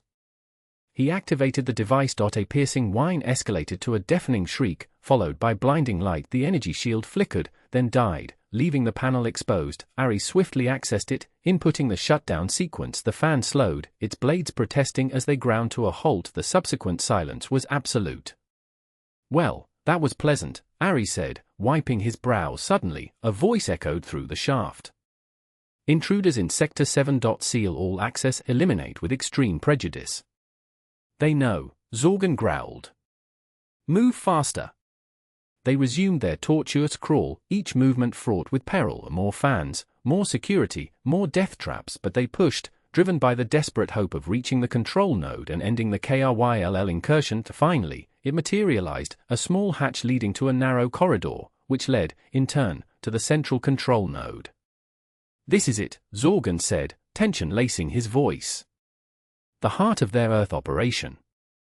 Ares inhaled deeply and opened the hatch. He stepped into the corridor, rifle raised, prepared for anything. Dimly lit, the air vibrating with the thrum of hidden machinery. At the corridor's end, a massive door, locked down by layers of security beyond it, the central control node, the key to the KRYLL's intentions. He took another step, and a familiar voice cut through the mechanical drone. A voice that iced his veins. "Hello, Ares," the voice purred. "I was expecting you." Ares froze, blood turning to ice. He knew that voice. He had heard it so many times. It was Ilara Vance, but something was wrong, dreadfully wrong. Ilara emerged from the shadows, eyes glowing with an alien luminescence. She wore a KRYLL uniform, face wiped clean of emotion. "Ilara?" Ares stammered, barely audible. What have they done?" Ilara smiled, a frigid, cruel smile that chilled him to the marrow. "They have shown me the truth, Ares, about humanity, about the precursors, about everything." She raised a hand, and a pulse rifle materialized. "And now," she said, voice dripping with venom, "you learn it too." Ares raised his own weapon, heart hammering. He had to fight, had to stop her, but he couldn't pull the trigger. Couldn't kill the woman he'd come to trust, the woman he... "I'm sorry, Ares," Ilara breathed, finger tightening on the trigger. "This is for the best." And then, chaos erupted, the ultimate sacrifice. "Ilara?" Ares rasped, disbelief constricting his throat. The energy weapon in her grip sang with latent power, casting a cerulean sheen upon eyes that had become unsettlingly foreign. "Why are you doing this?" Ilara's visage hardened into an icy mask. "Advancement, Ares. You're shackled by sentiment, by the weakness of feeling. The KRYLL offer streamlining, a future unshackled from emotional turbulence." Zorgan, a scarred titan of a being, positioned himself between them. "This isn't evolution, Ilara Vance. It's regression. A gilded cage crafted from lies." "Silence, defector," she snapped, the pistol twitching towards Zorgan. "Ilara, please," Ares pleaded, taking a faltering step. "Consider the ramifications. They're manipulating you." "Manipulating me? They've unveiled the truth, Ares. You, so astute, yet blinded. You reveled in your humanity." A guttural snarl ripped from Zorgan's chest, a rumble of impending violence. "Enough chatter, Ares. Reach the core control. I will handle her." Ares faltered, his gaze darting between Ilara's frigid stare and Zorgan's resolute countenance. He understood the implication. This was to be a sacrifice. "No," Ares began, but Zorgan's booming voice cut him short. "Go, the destiny of humankind hinges on it." He propelled Ares towards the corridor that would lead to the central nexus. "Don't let his life be squandered."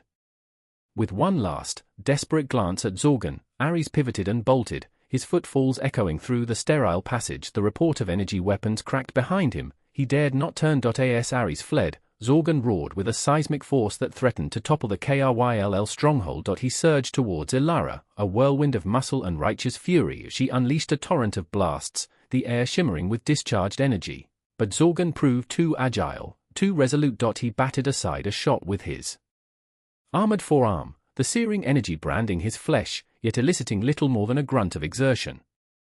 "You champion a lost cause, Ilara Vance," Zorgan thundered, locking her in a brutal grapple. With merciless efficiency, he wrenched the pistol from her grasp, flinging it across the chamber. Before she could rally, he slammed her against the wall, immobilizing her with a single, massive hand. "I comprehend now, the Council's true ambition, and I won't permit it." He refrained from delivering a killing blow. He couldn't. A remnant of her former self still flickered in her eyes, a glimmer of the woman he'd regarded as a comrade. Instead, he battered her against the wall again, with savage force, enough to plunge her into unconsciousness. A twinge of regret stabbed at him, but time was a luxury he could not afford. Swiveling toward the corridor where Ares had vanished, Zorgan realized KRYLL reinforcements would arrive momentarily. He had to secure more time for Ares. He hijacked the base's internal comms system, his fingers dancing across the console.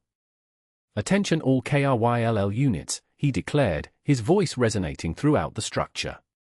"This is Captain Zorgan, initiating emergency protocol Omega-9. All units converge on Sector Gamma-7 without delay. I repeat, emergency protocol Omega-9. Sector Gamma-7. Omega-9 was an invention, a phantom protocol conceived months prior, banking on the possibility that it might sow momentary disarray within the KRYLL ranks during a crucial juncture. He wasted no time confirming its efficacy. He ripped a panel from the wall, revealing a snarl of wires. With a grunt, he severed key conduits, igniting alarms throughout the complex. He then engaged in manually overriding the security protocols, sealing off entire wings of the facility, crafting a labyrinth of impassable obstructions. The first wave of KRYLL soldiers arrived, weapons trained as Zorgan met them head-on, a solitary bulwark against a tide of cold, unfeeling warriors. He fought with a ferocity fueled by desperation and remorse. Each strike a testament to his burgeoning understanding of human tenacity. He exploited his sheer size and brute strength, pulping soldiers against bulkheads, tearing weapons from their grasp, and repurposing them against their cohorts. But they were implacable. They surged forth, wave upon wave, their energy weapons spewing jets of incandescent force. Zorgan absorbed hit after hit, his armor shattering, his flesh searing. He staggered, yet refused to yield. He knew his resistance was finite. A greater diversion was required. Reaching to his belt, he activated the sequence of detonators he had covertly emplaced earlier, located at strategic structural nodes within the base. The detonations ripped through the facility with bone-jarring intensity. Passageways buckled, bulkheads disintegrated, and the very atmosphere crackled with thermal energy. KRYLL soldiers were hurled backward, their ranks decimated in the cataclysm. Zorgan surveyed the ensuing chaos, a grim satisfaction etched upon his face. He had bought Ares time. He could only hope it would be sufficient. As smoke dispersed and debris cascaded, Zorgan remained alone, amidst the ruins of the KRYLL installation. His body was a ruin, his armor pulverized, his lifeblood staining the cold plasteel floor. He recognized the imminent approach of his end. He slumped against a crumbling wall, his breath hitching in ragged gasps. He closed his eyes, and a montage of images flashed through his consciousness, the antiseptic perfection of the KRYLL homeworld, the detached indifference of the Council, the spark of humanity he had witnessed in Ares's expression, the faintest glimmer of hope he had glimpsed within Ilara prior to her embrace of KRYLL ideology. He reflected on his own existence, a lifetime devoted to a cause he now recognized as barren and devoid of meaning. He had been a soldier, a weapon, a tool of the KRYLL Council. He had never experienced affection, never known elation, never indulged in the simple delights of human experience, and yet, in his final moments, he felt an unexpected sense of tranquility. He had made a choice, a decision to defy the KRYLL, to champion humankind. He had resolved to embrace emotion, to embrace precisely the qualities the KRYLL sought to eradicate. He recalled a discussion with Ares concerning the human capacity for innovation, for creativity, for musical expression, for the vast spectrum of attributes that rendered life meaningful. He had dismissed it then as mere sentimentality. Now, understanding dawned. Humanity transcended mere logic and operational efficiency. It encompassed passion, empathy, and the capacity to feel, to love, to create. It was the swirling, unpredictable, magnificent tapestry of emotions that imbued life with its inherent value. A faint, flickering smile graced his lips. He had finally grasped it. His grip tightened around a small metallic component concealed within his pocket. It was a data chip, containing all the intelligence he had accumulated regarding the KRYLL, their strategies, vulnerabilities, and objectives. He had hoped to entrust it to Ares, to afford humankind a fighting chance, but now, that possibility had vanished. With a final surge of adrenaline, he activated the chip's self-destruct mechanism. The chip pulsed crimson, then blinding white, before vanishing into a wisp of smoke. The knowledge was erased, but the sacrifice had been rendered. He closed his eyes once more, and this time, he envisioned Ilara as she once was, laughing, optimistic, brimming with vitality. He saw Ares, his gaze bright with intellect and empathy. He saw humanity, a vibrant, tumultuous, and ultimately defiant species. Safeguard them, he whispered, his voice barely audible above the din. Protect them from themselves. Then, engulfing darkness descended, and Zorgan, the KRYLL warrior who dared to rebel against his own kind, drew his final breath. The detonations echoed throughout the ruins, an apocalyptic serenade marking the conclusion of a life spent in allegiance to a cause he ultimately disavowed. The cost of progress, he mused, was sometimes the ultimate self-immolation, the battle of wills. The central control room throbbed with an insidious bass note, a vibration that resonated through Ares, settling deep in his marrow. Polished metal surfaces and strobing screens painted the chamber in a harsh light, a sterile tableau utterly divorced from Earth's messy vitality. Xylar, an obsidian idol brought to life, stood before him, unsettling intelligence burning in the facets of his alien eyes. Around them, KRYLL automatons glided between pulsating data streams, their movement soundless and precise. Zorgan's sacrifice afforded him this moment, this confrontation, yet its crushing weight threatened to buckle Ares's resolve. Ares Thorn, Xylar's voice projected, toneless, yet laced with a subtle discordance. Something Ares couldn't quite define. Was it the closest equivalent to frustration within a KRYLL's limited spectrum, or a hint of irritated calculation? Your meddling has proven inconvenient. Ares forced himself to hold Xylar's gaze. Inconvenient? Your exploitation, you mean, your pilfering of humanity's creative spirit? Xylar inclined his head, an unnervingly avian gesture. Creativity is a resource, Thorn.no, different from any other. The KRYLL have simply discerned its value and developed a method for its efficient acquisition. Efficiently? You're bleeding us dry, turning people into vacant shells to power your sterile, unending calculations. Ares swept a hand around the control room, his voice gaining volume. Look at this, Xylar. Is this advancement, this frigid, predetermined existence? Where is the spark, the fervor, the connection? Xylar remained unmoved, a statue of dark angles. Emotions are superfluous. They impede logical processes, hindering true progress. The KRYLL have moved beyond such limitations. Move beyond? You've severed yourselves, you've excised the very essence that gives life meaning. Ares advanced, his voice echoing with conviction. You believe yourselves superior, evolved, but you're stagnant, Xylar, locked in a self-imposed prison, incapable of authentic innovation precisely because you've extinguished the source, human feeling. Xylar's multifaceted eyes narrowed infinitesimally. Your species is erratic, unpredictable, ruled by base impulses. A danger to yourselves, and potentially, the galaxy. And you aren't. Ares scoffed, a harsh, grating sound. So fearful of what you can't quantify that you seek to dominate it, to annihilate it. That's not progress, Xylar. That's fear. That's oppression. A taut stillness descended, punctuated only by the low drone of the machinery. Ares felt the oppressive scrutiny of the KRYLL drones, their silent, unwavering attention drilling into him. He was treading a precarious path, provoking Xylar, searching for a chink in his armor, but he had no choice. He had to make Xylar grasp, or at least acknowledge, the worth of what the KRYLL were obliterating. You profess to seek efficiency, Ares pressed, his tone now measured, more controlled. Yet you squander your potential. You're trying to force human creativity into a structure it will never accept. You're like a surgeon using a chainsaw. You're going to destroy something vital.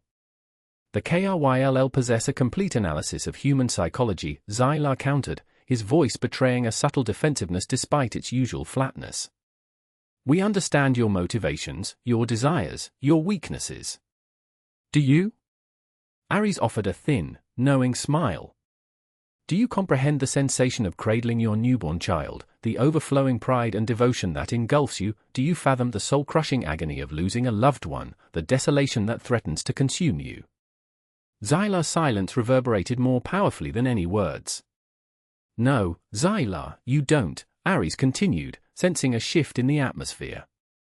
You've analyzed the data, studied the synaptic responses, charted the emotional pathways, but you haven't lived it, you haven't felt it, and that is your failing, the reason you will never truly understand us. He observed Xylar intently, searching for any indication, anything at all. A tremor of doubt, a glimmer of confusion, even a spark of fury, but Xylar remained impassive, his obsidian features an unreadable mask.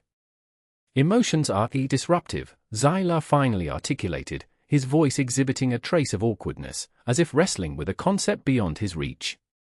They generate illogical conclusions, strife, annihilation. They also foster compassion, empathy, and selflessness, Ares retorted. They birth art, music, and love. They are the very engine driving all that humanity has achieved. Ares knew he had to press harder, exploit the sliver of uncertainty he had detected in Xylar's composure. He recalled Zorgan, his own act of ultimate sacrifice, the glimmer of humanity that had stirred within him during their time together. You imagine you're safeguarding the galaxy from us, Xylar, Ares said, his tone earnest, almost pleading. But you're mistaken. You're shielding yourselves from an experience you fail to comprehend. You recall from the untidiness of human passion, the volatile nature of human imagination. But that's where the true power resides, Xyla. That's where authentic progress begins. He paused, allowing his assertions to permeate the atmosphere. You're attempting to dominate us, to drain us, to transform us into a mockery of ourselves. It won't work. You cannot extinguish the human spirit. It's too vibrant, too unyielding, too inventive. Xyla remained silent, his multifaceted gaze locked on Ares. The drone of the machinery seemed to amplify, filling the chasm between them. Ares felt the heavy pressure in the air, thick and suffocating. He was edging closer, approaching a point of breakthrough in Xyla's carefully maintained detachment. He thought of Ilara, who'd embraced the KRYLL's frigid doctrine, who had renounced her own passions. He wondered if she were watching, if she could somehow hear him. He wondered if embers of her humanity still remained, waiting to be ignited. You believe you are delivering humanity, Ares said, selecting his words with precision, but the truth is, you are consigning it to a gradual, agonizing demise. You are molding us into faded imitations, lacking inspiration, devoid of meaning. Ares took one more step toward Xyla, his vision unyielding. You see, Xyla, you made a critical miscalculation. You underestimated the force of human relationships. You underestimated the power of bonds of affection, of camaraderie, of devotion. They are what galvanize us, what drives us, what compels us to stand up for what we deem true. He paused, letting his assertions echo through the tense atmosphere. And that, Xyla, is the reason for your eventual undoing. Ares could detect a flash in Xyla's facete eyes, a momentary flicker of uncertainty, maybe even a suggestion of apprehension. He knew he'd made contact, that he'd tapped into a weakness in Xyla's perception of humanity. He made the choice to exploit the opening. You subscribe to the belief that emotionality is a defect, Xyla. Nevertheless, it is also our greatest asset. It is what permits connection, permits us to show compassion, permits us to try to understand one another. This is what defines the human existence. And you, Xyla, are attempting to take that away from us. Ares was an observer as Xyla's facade shifted imperceptibly. The logical systems within the KRYLL commander's mind whirred, attempting to reconcile Ares's claims with their well-established worldview. You stated that the KRYLL have dissected human psychology comprehensively, Ares carried on, his cadence unhurried and persuasive.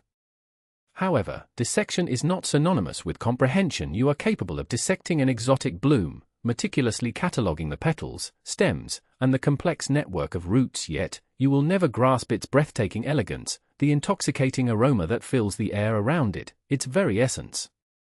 And that, Xyla, is what separates us. He held for a moment, taking a deeper breath of regulated air. You have every right to attempt to regulate us, to exert your mastery over us, to drain us of our innovative power, but it will never grant you true comprehension, and because of this one failing, you will never be successful in a conquest over us. Ares fixed his vision resolutely on Xyla's multifaceted gaze, never breaking. He'd exposed his underbelly, divulging his grasp of the flaw in the KRYLL's thought, the deficiency in truly grasping the human soul. His role was resigned now to observing whether his gamble would bear fruit. The destiny of Earth, and possibly the cosmos, dangled precariously. The void between them was filled with a pregnant hesitation, wide and thick, cut only by the insistent drone of the machines in the background. Ultimately, Xyla broke the silence, his voice barely audible. You are insolent in your presumptions, Thorn. But Ares noticed the hesitance in his cadence, the subtle wavering of resolve. He felt confident that he'd injected a seed of uncertainty into Xyla's reasoning, a seed that had the potential to destabilize the entire framework of the KRYLL plot. The war of wills was by no means concluded, but for the first instant since finding himself within this sterile vault, Ares felt just a touch of hope begin to bloom. Amplifying hope. Ilara's fingers danced over the console, a desperate, logical improvisation. The air within the converted emotion extraction chamber thrummed with latent power. The alien text drone was a constant, oppressive weight in her skull. Ares's challenge echoed, use their weapon against them, Ilara, remind them of what they've lost. Doubt lingered, a cold knot in her stomach. This was no longer academic, it was a reckless bid for the fate of two races. The device had been designed to steal human creativity, refining it into an essence palatable to the KRYLL. Now, she fought to reverse that theft, to amplify and broadcast the very emotions the KRYLL had dismissed as irrelevant, as weaknesses. The programming interface was alien, an intricate web of geometric sigils and cascading algorithms that defied human logic. But desperation proved an effective tutor as she navigated the complex code with adrenalized speed and a desperate hope, each successful circumvention of a KRYLL failsafe, a hard 1 inch in this digital battle. Sweat slicked her forehead, blurring her vision. She impatiently brushed it away, eyes glued to the scrolling code. Almost there, she murmured, her voice tight. Just a few more, rerouting energy pathways, inverting the frequency, detaching the emotional inhibitors. Each manipulation was fraught with risk. A single error, one miscalculation, and the device could detonate, incinerating her and unleashing a catastrophic surge capable of crippling the entire facility. But the image of the KRYLL continuing their sterile existence, leaching the wellspring of human creativity, fueled her onward. She reached the final subroutine, the broadcast amplifier, the linchpin. The reckoning. If her calibrations held, this would unleash a tide of raw human feeling, a vibrant tapestry of joy, grief, love, and fury across the gulf of space, towards the KRYLL's core world. Failure, unimaginable. Elara inhaled sharply, pausing for a heartbeat. She glanced towards the observation window, half expecting Xylar and his guards to burst in, but the room remained bare. The machine's relentless hum, the only occupant Ares had given her time, but the clock was ticking, steel in her gaze. She brought her finger down on the activation room. The chamber convulsed, the hum escalated into a shrill keening that vibrated through her very bones. The air shimmered with raw power, blue tendrils of light spiderwebbing across the device's surface. Elara shielded her eyes, bracing against the unleashed force. A tsunami of unfiltered emotion crashed over her, not a focused beam, but a chaotic, overwhelming deluge of human experience. She tasted the bitter tang of loss, the dizzying heights of triumph, the serene comfort of affection, the scorching heat of outrage. A discordant symphony of feelings, so intense it threatened to shatter her sanity. She stumbled backward, struggling for breath, her mind reeling. These emotions weren't hers, but a composite, an aggregate of countless human lives, amplified and hurled outwards with impossible force. It was akin to standing at ground zero of a feeling quake. Then, as abruptly as it arrived, the initial onslaught subsided. The machine's whine softened into a steady, rhythmic pulse. The blue light receded, replaced by a soft, ethereal glow emanating from the device's heart. Elara slowly lowered her hands, her pulse hammering in her ears. An odd, expectant stillness blanketed the chamber. Had it worked? Had she delivered her message to the stars? She returned to the console, scanning the readouts. The broadcast signal was robust, stable, emanating across a wideband frequency, capable of piercing even the most fortified KRYLL comnets. The data streams depicted a ceaseless river of emotional data, a continuous wash of human experience, flooding the KRYLL homeworld. A ghost of a smile touched her lips. It was done now, only the waiting remained. Across the inky void, on KRYLL Prime, the first hints of transformation were rippling through their society. Within the soaring crystalline towers that housed the KRYLL's computational networks, the flawless streams of logic sputtered and stalled. The emotion extraction procedure, normally a seamless and efficient endeavor, began to manifest inexplicable glitches. The refined creativity, once a pure and predictable energy source, became volatile and unstable, igniting sporadic bursts of inspiration and bewildering eruptions of artistic expression within the KRYLL creative sectors. The KRYLL, beings who had long ago expunged themselves of emotion in service of pure logic, were experiencing a sensation they had never known. Feeling, initially, it was subtle, a barely perceptible anomaly in the otherwise perfect order of their existence. A flicker of something in the optic sensors of a KRYLL technician as they scrutinized a human artwork. A sudden, inexplicable urge to devise a novel architectural plan, one that prioritized aesthetics over mere function. A fleeting moment of pity for the humans whose creative essence they were draining. Yet as the augmented emotions continued to cascade across their world, these anomalies intensified, becoming ever more pronounced. The KRYLL began to grapple with a disorienting array of sensations: joy, sorrow, anger, fear, love, hate. Emotions dormant for countless generations, buried deep within their genetic blueprint, were now awakening with savage force. The ramifications were chaotic, unpredictable, frequently terrifying. Some KRYLL, overwhelmed by the sheer intensity of the emotions, slipped into catatonic trances, incapable of processing the sudden influx of feeling. Others succumbed to fits of blind rage, turning on their peers and destroying the very structures they had helped erect. Still others experience moments of profound clarity, recognizing the emptiness of their emotionless lives and the cruelty of their exploitation of humanity within the KRYLL academies, where young KRYLL were conditioned to be emotionless automatons. The established curriculum began to fray. Students began questioning their instructors' teachings, challenging the foundational tenets of KRYLL society. They began to dabble in art, music, and literature, expressing their nascent emotions in ways that were both unsettling and strangely beautiful. Even among the KRYLL leadership cadre, the influence of the emotional surge was becoming evident. Zylar, who had witnessed Araz's vehement defense of human emotion, found himself increasingly questioning the KRYLL's dependence on logic and their rejection of feeling. He had initially dismissed Araz's arguments,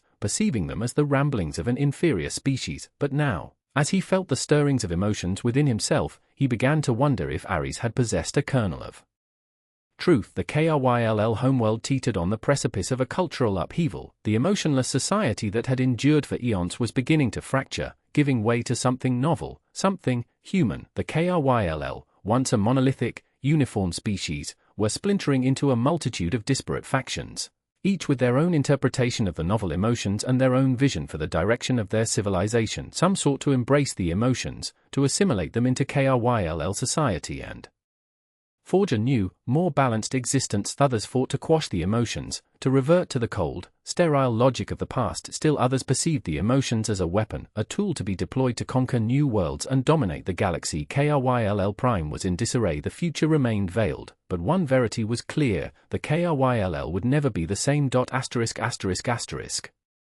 Back on Earth, Ilara monitored the data streams with a tense blend of optimism and apprehension. The dispatches emanating from KRYLL Prime were jumbled and contradictory. Some depicted mass hysteria and societal collapse, while others hinted at a cultural renaissance and a newfound reverence for the arts. Gauging the true state of affairs on the KRYLL homeworld was impossible, yet one thing was beyond dispute: her gamble had yielded results. She had succeeded in unleashing a surge of human sentiment upon the KRYLL, compelling them to confront the very feelings they had labored so diligently to repress. Whether that would precipitate the salvation of humanity or the annihilation of the KRYLL remained to be seen, but for the moment, Ilara allowed herself a sliver of hope. She had struck a significant blow against the KRYLL, a blow that might reshape the very course of history. She turned from the console, her gaze drifting to the distant stars. Somewhere out there, on KRYLL Prime, a revolution was brewing, and she, Ilara Vance, had ignited the fuse. Aftermath. A shiver, a disquieting ripple in the usually placid sea of Zylar's KRYLL mind, heralded the shift. What should have been the harmonious orchestration of his collective consciousness became a jarring off-key note. This began subtly, an almost imperceptible thrum that violated the established order. He was overseeing the final adjustments to the emotion extraction matrix, dedicated to ensuring the integrity of the approaching harvest. Logically, the procedure was self-contained, an immutable system, yet the aberrant hum swelled, transforming into a grating drone that resonated through his very being. His mandibles jerked spasmodically. A foreign sensation, unwelcome and intrusive, blossomed within his thorax, a compression, a clenching that approximated fear. He fought it down, wrenching his mental architecture back to its established grid of logic and calculation. Fear served no purpose, it was disruptive. But the onslaught continued. Unfiltered waves of sentiment crashed against his carefully fortified mental ramparts. Elation, grief, rage, affection, a discordant symphony of human feeling besieged his senses. He attempted to pinpoint the origin, to isolate the disturbance, but it infiltrated everything, saturating his core essence. He faltered, his usually precise limbs momentarily betraying him. Technicians, their faces blank behind emotion-dampening visors, halted their work, their optical sensors swiveling towards him, perhaps tinged with concern. Another alien intrusion. Report, Zylar commanded, his vocoder struggling to maintain its customary flat cadence. Identify the source of this deviation. The technicians hurried, their processors whirring as they crunched the data streams. No deviations detected, Commander, one announced. All systems are within permissible parameters. Fossards, the data was corrupted, incomplete. Or worse, his own perception was fractured. The notion terrified him. KRYLL did not suffer fragmented realities. KRYLL represented the pinnacle of reason, masters of empirical truth. The pressure inside intensified, evolving into a crushing weight. He gasped, a primal, uncontrollable reflex that sent ripples of unease through the observing technicians. Their discomfort, their perplexity, amplified his own, creating a spiraling feedback loop of escalating emotional turmoil. He centered himself on the extraction matrix, the beating heart of the operation. The apparatus, a soaring framework of shimmering alloys and pulsing energy conduits, existed to draw off and purify human emotions, refining them into an energy source of great potency for KRYLL civilization. Now, it appeared as the vortex of this chaos. He reached out, his manipulators trembling, to adjust the energy conduits, but his calculations were skewed, his usually flawless movements stilted and unpredictable. He could feel emotions obscuring his judgment, warping his perception. He saw it then, a torrent of rogue energy lancing across the matrix, a feedback loop spiraling toward collapse. The safeguard protocols, meticulously crafted to prevent just such an occurrence, were crumbling, overwhelmed by the sheer volume of emotional energy flooding the system. "Terminate it," he shouted, his voice cracking under the strain. "Engage emergency shutdown procedures." But it had spiraled beyond control. The matrix throbbed, vibrated, then detonated in a blinding supernova of light accompanied by a thunderous concussive blast. The power surged outward, enveloping the chamber in a tempest of raw emotion. As Ilar felt his consciousness disintegrate, his carefully constructed persona shattering into countless fragments. He was drowning in a tsunami of human sentiment, collapsing beneath the burden of their joy, their anguish, their fury. Then, oblivion. On Earth, aftershocks of Ilara's desperate maneuver pulsed through metropolises and hamlets alike, resonating in the core of every human being. The psychic tether, meticulously employed by the KRYLL to siphon and shape human emotions, snapped. The imperceptible strain, the constant leaching of their emotional reserves, vanished. It felt like awakening from a protracted, oppressive nightmare. People felt unburdened.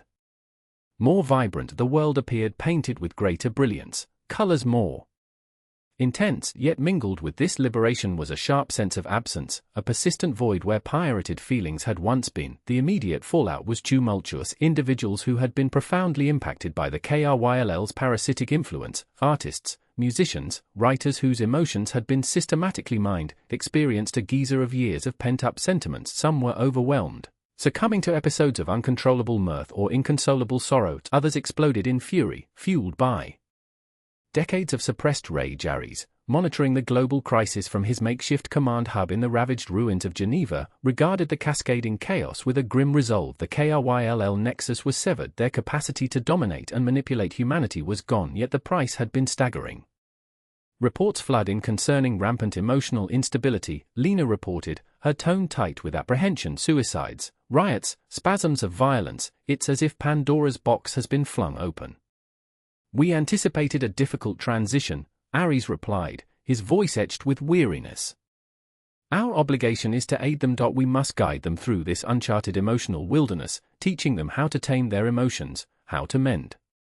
The undertaking appeared Herculean. The world was scarred, shattered, cities crumbled, infrastructure collapsed, and countless millions were dead or refugees. Yet humanity was not defeated. They had weathered the storm, they had endured, and now a window existed to rebuild, to forge a better destiny. Recovery efforts ignited with immediacy. Support groups blossomed. Therapists and counselors labored tirelessly to assist individuals in processing their trauma and regulating their emotions. Artists and musicians, unleashed from the KRYLL's insidious control, poured their souls into their craft, creating works of stark honesty and affecting depth. Incrementally, painstakingly, humanity began to heal. They discovered how to embrace their emotions, to unlock their power, to harness them as a source of resilience and fortitude. They relearned what it meant to be human. In the pulverized ruins of London, a young girl named Maya perched amidst the debris, sketching in a tattered notebook. She had lost her parents during the KRYLL invasion, but located solace in her art. She immortalized the bombed-out edifices, the fractured streets, the visages of the survivors. Yet she also etched the flowers beginning to sprout in the ruins, the birdsong echoing in the splintered trees, the nascent hope radiating in the eyes of those around her. Her drawings constituted a paean to the indomitable human spirit, a reminder that even amidst the darkest of epochs, beauty persists, and hope endures. On the KRYLL homeworld, anarchy reigned supreme. The abrupt influx of human emotions had destabilized the rigid framework of their society. KRYLL, who had never known anything beyond the cold logic of algorithms, were overwhelmed by the torrent of novel sensations. Some succumbed to madness, their processors overloaded by the sheer volume of emotional data. Others were immobilized by paralyzing fear, unable to navigate a reality that had suddenly become capricious and unpredictable. Yet others embraced the transformation, discovering an alien allure and potency within the emotions denied to them for eons. They began to challenge the KRYLL's devotion to pure reason, questioning if existence offered more than detached, calculated efficiency. Zorgan, observing the unraveling from his clandestine sanctuary, felt a flicker of fervent hope. He had always suspected that an essential element was missing from the KRYLL existence, a spark of vitality quenched by their relentless obsession with logic. Now that ember was being rekindled. He understood that the transition would be arduous, that many KRYLL would resist the tide of change, yet he posited that in the end, emotions would prevail. He believed that the KRYLL could evolve to coexist harmoniously with their feelings, to erect a society founded upon both reason and empathy. He also understood that the KRYLL's relationship with Earth had been fundamentally altered. The emotion extraction matrix was rubble, and their grip on humanity had dissolved. But perhaps, he mused, this was for the best. Perhaps the KRYLL would learn to value humanity, to perceive them as equals, to nurture a novel partnership based on shared understanding and collaboration. The future loomed, uncertain. However, for the first time in centuries, Zorgan felt a spark of optimism. The KRYLL homeworld was experiencing chaos, yet it was also on the precipice of metamorphosis. And maybe, just maybe, that metamorphosis would usher in a brighter future for both KRYLL and humanity. Back on Earth, Ares surveyed the ravaged landscape, his heart aching with sorrow and loss. The war had concluded, yet the scars remained etched. The world would be forever transformed. Yet among the ruins, he discerned nascent seeds of renewal. He witnessed individuals assisting one another, reconstructing their lives, producing art, discovering love. He witnessed the resilience of the human spirit, the unyielding resolve to endure. He turned to Lena, his expression burning with determination. It is time to rebuild, he declared. It is time to design a new world, a world in which humanity can flourish, a world where emotions are honored, not suppressed.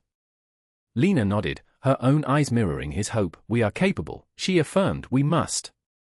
Together, they walked out into the ravaged cityscape, ready to face the uncertain future, ready to heal the world. The task was daunting, yet they stood unified. They had one another, armed with the unwavering essence of humanity to chart their course. The epoch of KRYLL supremacy had passed. The age of human resilience had dawned. A new dawn.